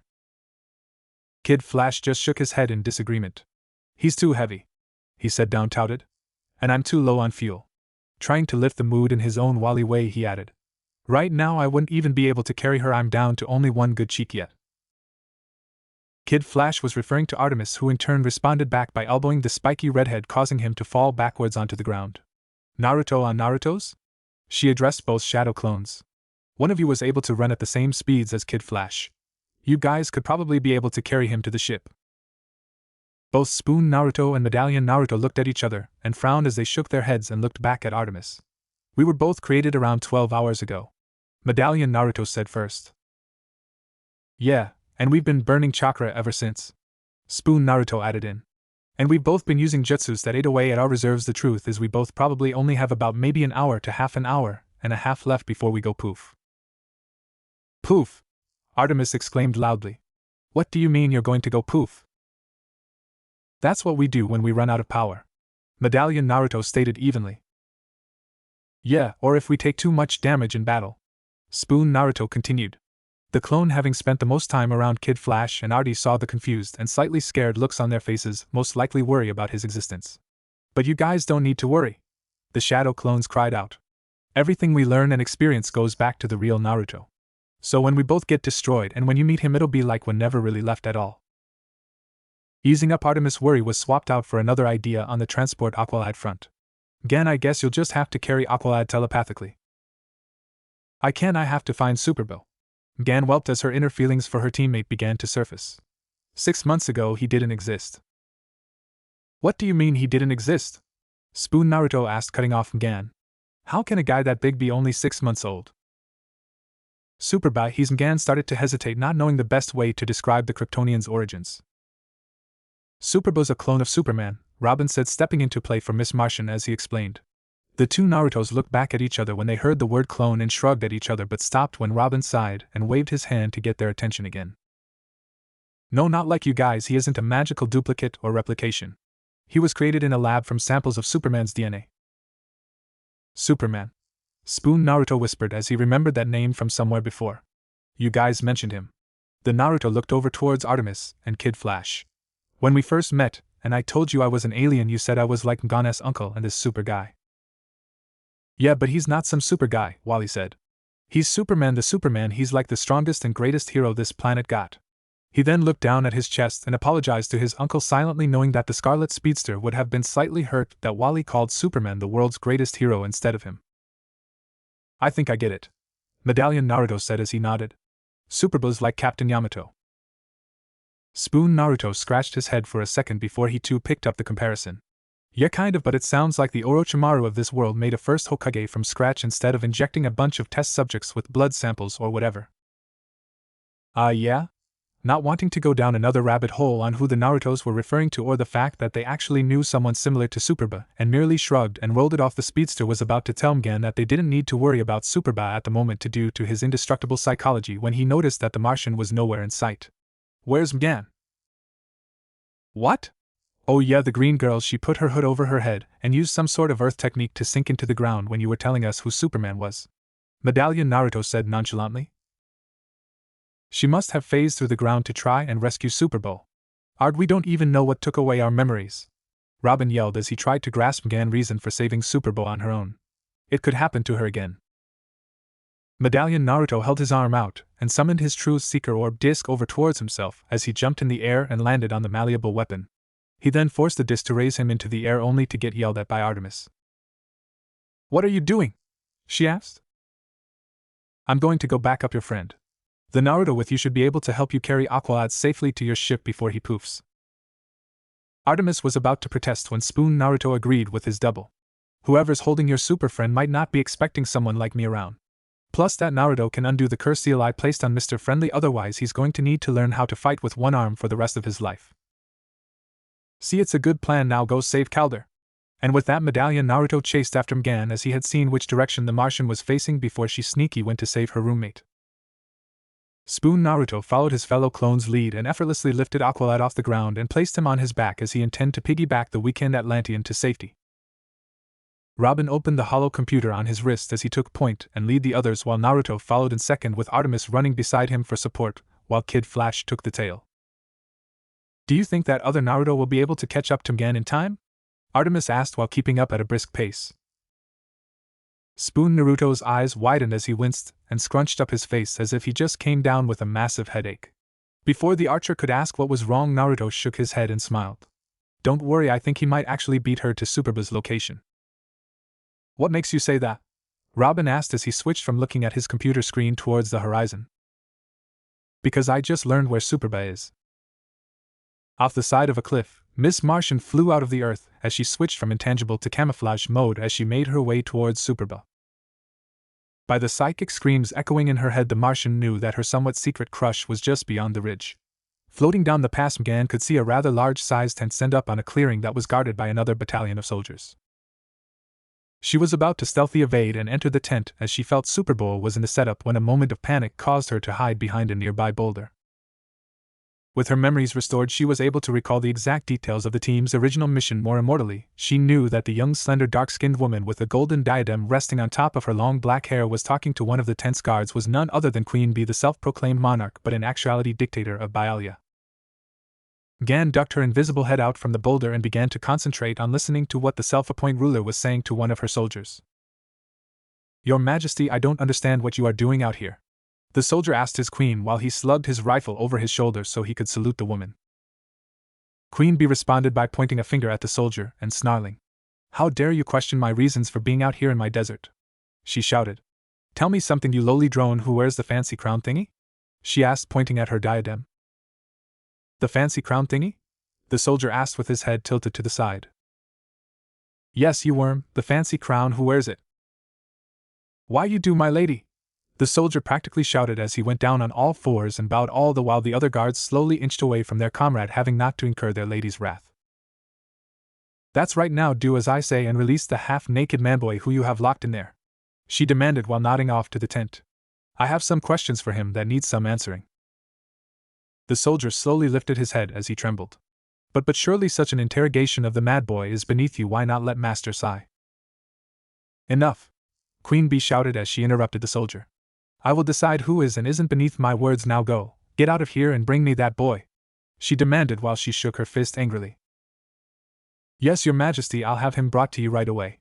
The soldier scurried off into the tent while the other soldiers nearly jumped back into their guard positions, having been at ease while they listened to their comrade get chewed out by their dictator. Mgan started to worry even more so as she debated on rather try and psychically command Queen Bee over to her location so that the Martian could knock her out and transform herself as the villainous ruler, or to try and free Superba now. Hey, green girl! A loudly whispered voice nearly made the girl of Mars jump out over her camouflaged skin as she turned around and saw that the Naruto with the magic translator necklace had managed to track her down. Naruto, what are you? How did you? Mgan calmed herself, realizing that such questions didn't matter at the moment. You have to help me save Superbo. Well, I can't really help you. I feel like I could dispel at any moment. I just came to give him this. By this he meant the necklace around his neck, and when Naruto said him, he pointed over towards Queen Bee. It only took Mgan a second to put two and two together. Hello, Megan, she said while lightly smacking her head. You're a shapeshifter too, she whispered excitingly as she looked back at Queen Bee. That's another you over there, isn't it? Yeah, and chances are that he's the real Naruto. The clone took his necklace off and placed it in Mgan's hands while he still held onto it. Listen, you need to float over there and give him this. If you don't, then that Naruto won't know what any of those soldier guys are saying to him, and his cover's blown. Mgan nodded. Don't worry, Naruto's their clone, you can count on me, but how's he going to? Don't worry about that. The Naruto said quickly, when I dispel he'll now you're heading over towards him, just try and place it in a pocket so it'll look like the Queen Lady just pulled it out and put it on. Alright, on the count of 3 then 1. 2. 3. Naruto dispelled and Mgan took over, flying an inch or two off the ground as she quickly handed the Queen Bee Naruto the piece of enchanted jewelry. But just as the transformed Naruto placed the necklace around his neck, someone came out of the tent, someone who definitely wasn't Superba. What in the world are you doing out here, my queen? A man clad in a long black coat that shadowed his face thanks to the hood attached to it opened the drapes of the tent and came out of the temporary base. Just as Naruto was about to respond, the man pulled his hood back, revealing that he had pale skin with red lines running down the opposite direction than the birthmarks on Naruto's face. Oh, and at the top of his head was completely visible, showing his bright pink brain that actually pulsed a few times. The dark-clothed man's radical appearance made Naruto jump back and yell out in surprise. "Is there something the matter, my queen?" The brain man asked with an arrogant smirk as he had his hands in his pockets and looked back at Naruto as if he knew he wasn't the real B. "And no, not at all," Naruto said back as he waved his hand in front of himself. "I just had forgotten for a moment how ugly you are," Naruto said rudely. "You are a very ugly man," Naruto said, trying to act like how he thought a beautiful dictator would at seeing such a deformed man. "You're so ugly that it would not surprise me if farmers use your picture as a scarecrow. That's how ugly I forgot you are. Anyway, what are you doing out here?" I demanded that the boy be released and kneeling at my feet. The brain man brushed off Naruto's insults as he tried to test the queen bee before him. "Oh, as you wish, your majesty. It's just, didn't you order for me to break his mind so he could serve as one of your drones?" "Yes, I did," Naruto said quickly while placing his hands on his hips while he swayed said hips to the side. "But I feel as though you're taking too long, so I'll do it myself." "Oh, and how are you planning to do that, my queen?" the brain man asked, undoubtedly testing Naruto's authenticity. Unfortunately, Naruto didn't really pick up on that. "Simple, I'm going to seduce him with my bosoms." "Just as I thought. Wait, what?" "You heard me, you just so ugly, man. I'm going to use the weapons my kind have been using since the beginning of time to control men," Naruto said as he actually placed his arms behind his head and started to jump up and down, causing his breast to jiggle and bounce along with him. Gan, who was crouching down next to Naruto, angrily and uncharacteristically used physical force by punching him lightly in the leg for his extremely sexist and demeaning comment, which made him stop jumping around like a jackass. "Okay," the brain man said as he rubbed his temples in annoyance. "You can drop the A." "Wait a minute!" one of the Byaolian soldiers yelled as he aimed his rifle at Naruto. "Her Majority's breasts are at least 1 or 2 cup sizes smaller than this woman's." "Yes, you're right," another shouted. "Our Lady has a modest endowment, not the ridiculous large memories of an adult film star." "Oh really?" the brain man said sarcastically. "She's an imposter. I never would have guessed it. Thanks Gath that you men have memorized Queen Bee's measurements, or otherwise we would never have known the truth." "Damn it," Naruto said disappointingly as he cancelled the jutsu and transformed back to his normal self. "I really thought that would have worked. I shouldn't have balanced the sexiness to realness ratio." Naruto's unveil had actually shocked the brain man as he looked confused. "What in the you're not the Martian, who are you?" he asked / demanded. "I'm the guy who's going to kick your ass, you freaky looking alien," Naruto shouted as he spirited and got ready to knock the brain man out. With an evil grin on his face, the brain man placed his hand over his visible chrome dome and sent out the psychic command. "Simon says stop." That phrase jogged Gan's memory as she became viable and tried to warn the ninja. "Naruto, watch out, he's a telepath." But it was too late. Simon already sent out an aggressive blast that drew in both Naruto and Gan into the inner workings of their collective minds. In the shadow of the night, Robin led the others through the desert in hopes of finding the ship that would get Aqualad to safety. They had all stopped running as they had gotten closer, exchanging speed for caution as more Byaolian soldiers were patrolling the current area. When the sounds of militarized Humvees started to get louder and the earth shaking ever so slightly, Robin pointed over to a nearby rock formation and said, "Quick! Over there!" Naruto followed the younger boy as he still carried the unconscious Atlantean on his back. He was followed by Artemis and Kid Flash. As the teenage wastelanders hid behind the rock, they watched as 3 Humvees passed by, completely missing them thanks to the cover. Moaning, Aqualad tried to pray off of Naruto. Feeling that he wanted to be let down, Naruto gently propped Calder against the rock. "Omicron Lambda Alpha," Aqualad said slowly as he wearily tried to open his eyes. "Pi Omicron Upsilon Epsilon Nu Alpha Iota Tau Omicron Nu Omicron Mu Alpha Kappa Pi Omicron Iota Omicron Upsilon Mu Alpha Alpha Gamma Alpha Pi Eta Tau Mu Omicron Upsilon Sigma Iota Nu Alpha Tau Lambda Alpha Tau Delta Alpha Alpha Nu Pi Epsilon Theta Nu Omega Alpha Upsilon Tau Nu Tau Eta Nu Eta Mu Rho Alpha Tau Eta Pi Omega Tau Iota." But before he could finish his declaration, Naruto cut him off by yelling, "You can tell her yourself when me and your friends get you back home, stupid!" while he shook the underwater warrior violently. "Dude, knock it off," Kid Flash said as he placed an arm on Naruto's shoulder to get him to stop. "What's he saying anyway?" "Letting go of Calder," Naruto said. He doesn't think he's going to make it, so he's doing that thing where he says to tell the girl he likes back home that he loves her. Artemis was somewhat surprised the second most stoic member of her team had a girl he pined for back home. Empathizing with the older boy, she placed a hand on his forehead and tried to get him to settle down. Calder shhh, she said gently. You have to stay quiet now to save your strength. Robin, who was keeping watch looking over the top of the rocks, ducked his head back in when he saw a squad of foot soldiers cover the rear of the Humvee convoy. We can't risk a firefight with Aqualad weakened like this, the boy understated. It's not just him. I'm way out of juice. Wally sighed while rubbing his head. And I'm almost out of arrows, Artemis said just as both she and Kid Flash jumped back when Robin fell right in front of them on his tail feathers. Hey, what are you doing? The masked vigilante angrily said towards Naruto, who was stepping away from the cover of the giant rock. I'm going to go poof any minute now, the ninja said, not taking his eyes off the nearby soldiers. You said your ship's not far from here. You guys get ready to rehydrate your friend, then hightail it out of here. If you're running out of power, how do you expect to take out all of those soldiers? Robin asked as he got back up to his feet. Naruto smiled as he placed his hands into the ram seal and said, by doing what I do best, being unpredictable. A puff of smoke surrounded the ninja, covering his body for only a second as the dust cleared, immediately revealing in the young man's place now stood a tire. Wahawai and Naruto, was the semi-incoherent sounds Kid Flash said as he, along with Robin and Artemis, watched the tire start to roll its way out of their cover and out in the open for all the world to see. Kid Flash slowly panned his head over towards Artemis as his jaw unhinged and his eyes nearly popped out of his skull. Tell me, did he just? Yeah, Artemis answered as she looked ahead to where Naruto once stood. I saw it too. Robin? Kid asked as he looked up at the boy wonder, who had scaled to the top of the rock formation and pulled out a pair of binoculars so he could monitor Naruto's play. Dude, I spent the last 5 years fighting members from Batman's rogue gallery in a city that I'm 85% sure is like haunted or cursed.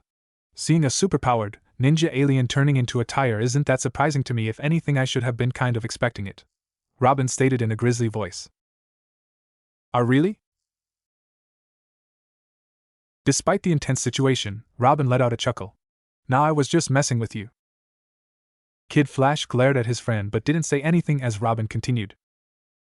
I wouldn't have guessed one of Naruto's powers being able to turn into a tire, but looking back at his teammates, Robin asked out loud, what do you guys think Naruto meant by getting ready to rehydrate Aqualad?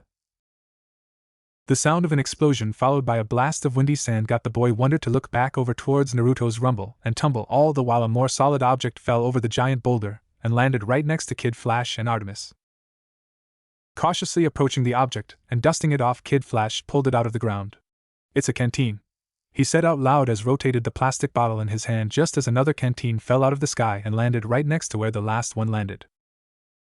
Wally let out a hysterical laugh as he bolted over towards Calder and quickly ripped the cap of the bottle and dumped the contents onto his fallen field leader. Haha, way to go, Naruto. Kid Flash turned his head over towards Artemis and angrily snapped at her. Don't just stand there, get the other one. Frowning at Kid's abrasive order, the Emerald Archer followed her senpai's lead as she grabbed the second canteen and started to pour the neutering liquid down Aqualad's throat. Guys, get ready for the next round, Robin shouted as he stayed vigilant, his eyes not weaving from watching Naruto fight. Just as he said, a volley of canteens fell over towards them. Both Kid Flash and Artemis threw their empties and gathered as many canteens as they could, ripping the tops off the bottles and pouring the context of water all over Aqualad. Try to get as much water as you can on his gills, Kid instructed Artemis as he was busy pouring his last bottle on Calder's head. Artemis complied by pouring and patting the water along the sides of the fallen Atlantean's neck, trying not to freak out every time the respiratory organ opened up to drink the water. Hey Robin, how's it looking on Naruto's end? She asked, trying to distract herself. Those Byaolian soldiers are acting like any other normal person would when facing a sentient tire. Seriously though, as a guy who currently has no legs, he's kicking a lot of ass out there, Robin reported as another explosion went off in the distance. You know, I figure Naruto just might have shape-shifting powers like Ngan. That would explain how he has the ability to turn into a tire, Artemis said as she scrunched up her face in confusion. But what I can't figure out is, out of all the things he could turn into, why'd he transformed into a tire? Honestly, Robin said as he pulled his binoculars down and gave his best deductive guess. No reason. This is amazing. In an endless void with the only sense of real world stability was the equally endless body of water that sat under her feet, Ngan Moors couldn't stop gushing at the inner workings of Naruto's mind. It's just my head, Naruto said sheepishly as he scratched the back of his neck. If it was really impressive, it'd be full of stuff or something, right? Gan just shook her head. Not at all. Every mind I've ever encountered has had some sort of mental image that represented the person's memories, inner thoughts, or even personality. But your mind is so empty. Hey, are you calling my dumb green girl? Naruto angrily shouted, pointing a finger at said Martian. What? No, no! Miss Martian soothed, waving her hands in defensive embarrassment for sounding so crass. What I mean is your mind's clear and organized, like you've achieved serenity and inner peace. Really? Yes, back home the elder Martian priests would tell us that such equanimity of a living being's mind like this was achieved with a lifetime of meditation that would take a century to achieve. Well, it's not that great, Naruto said bashfully again as he playfully waved off Gan's compliment again. All that disorganized stuff and my memories are down there, the ninja stated while pointing below them on the water that the both of them stood upon.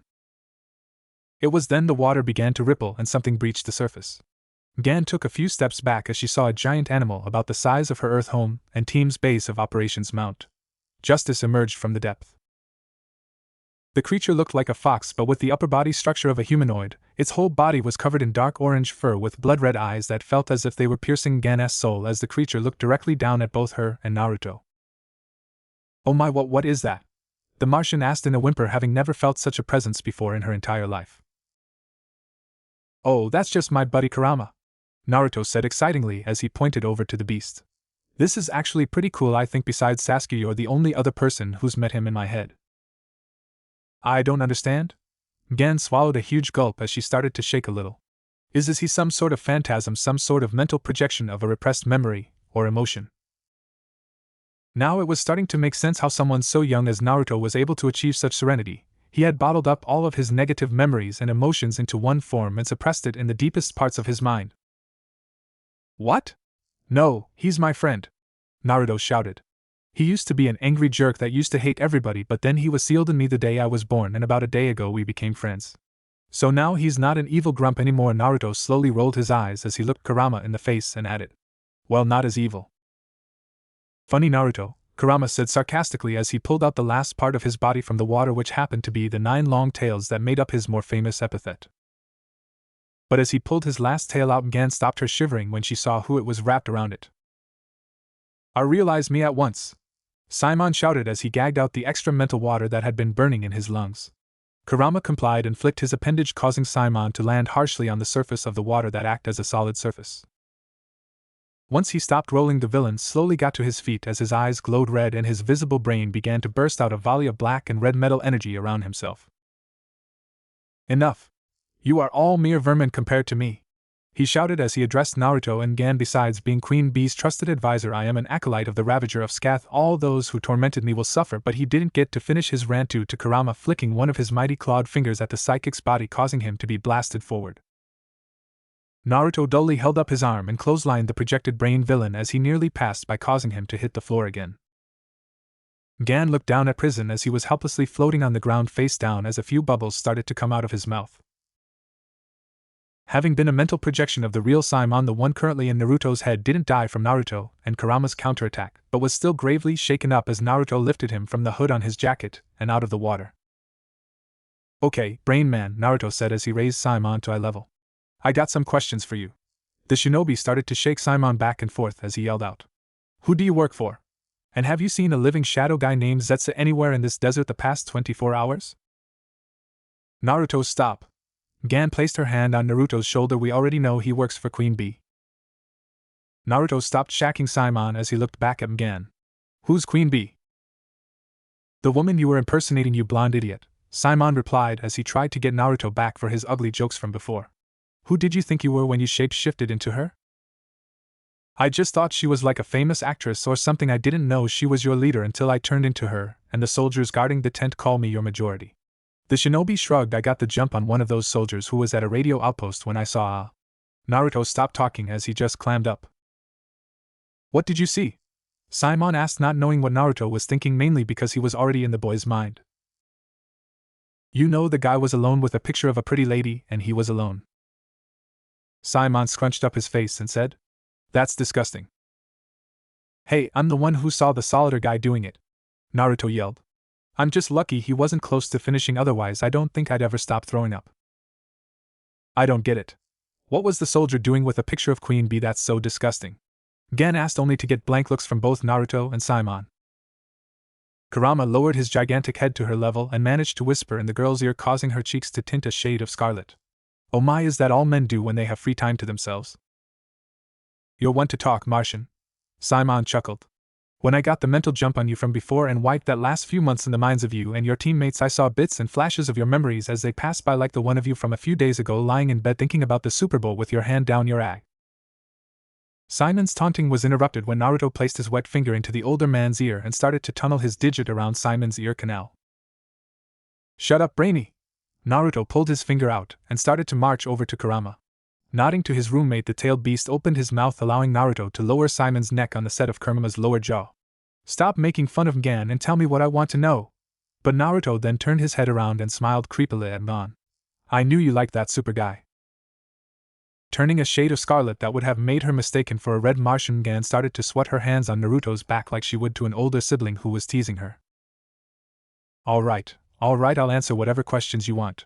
Simon screamed as Kurama took it upon himself to slowly close his mouth on top of the pale man. I haven't seen any living shadow man. All right, I've been busy working on Super Bell. What do you mean working on him? Gan asked as she stopped smacking Naruto. Despite how close he was to losing his head, Simon managed to let out an evil cackle. While the two of you have been inside this golden boy's mind, the rest of Queen Bee soldiers have undoubtedly strapped both of your unconscious bodies into the same restraints as Superba. He snarled, not really answering Miss Martian's question. As we speak, both of you are going to be subjected to the same experiments as the so-called Boy of Steel. Prepare to feel pain that you have never experienced in your whole life. He's right. Gan gasped in terror. I was pulled into Naruto's mind by force. I didn't have time to prepare a psychic barrier to protect my body, let alone yours.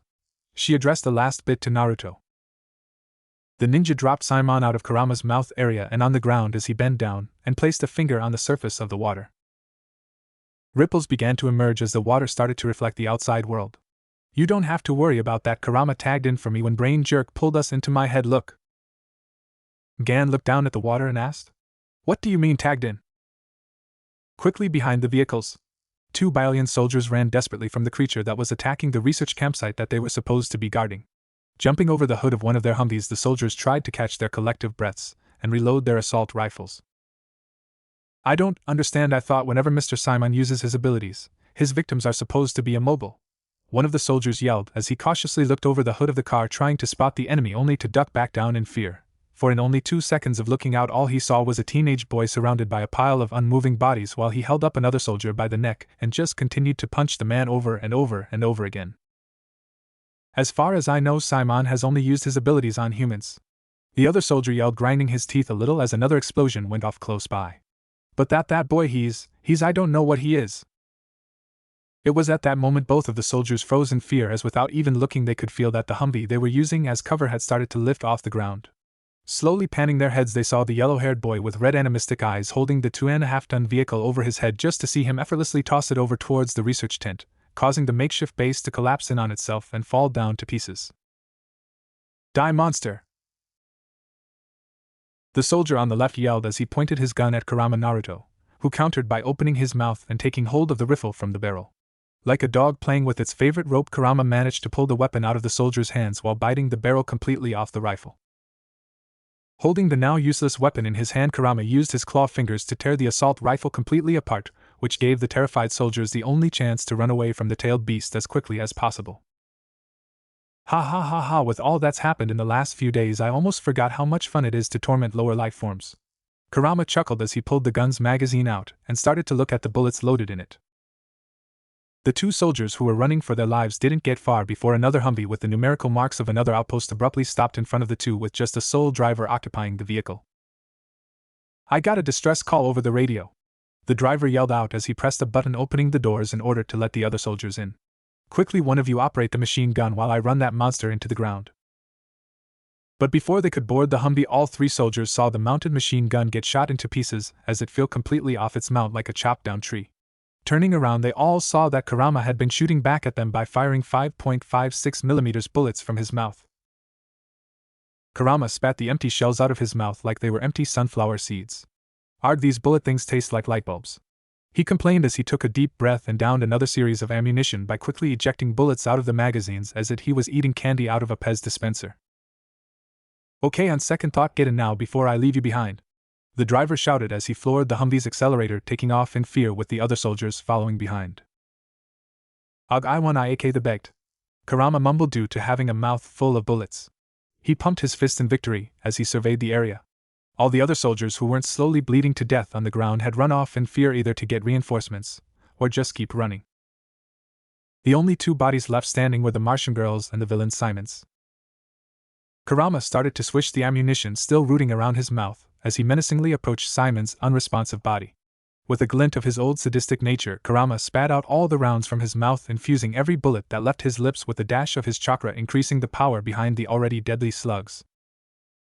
Alas, the fox's attack was in vain, as the moment the first bullet entered Simon's personal space, a black and red shield materialized and ricocheted all the rounds harmlessly around the psychic's body and flew in different directions. The last bullet that reflected off the telepathic shield had shot back at Kurama and grazed him on the cheek. Reaching up to wipe the blood from the fresh cut, Kurama growled out, "I'm going to make your experience in Naruto's mind a nightmare." Raya-ya-waya! The sound of a blood-curdling roar caught Kurama's attention from his own hypocrisy.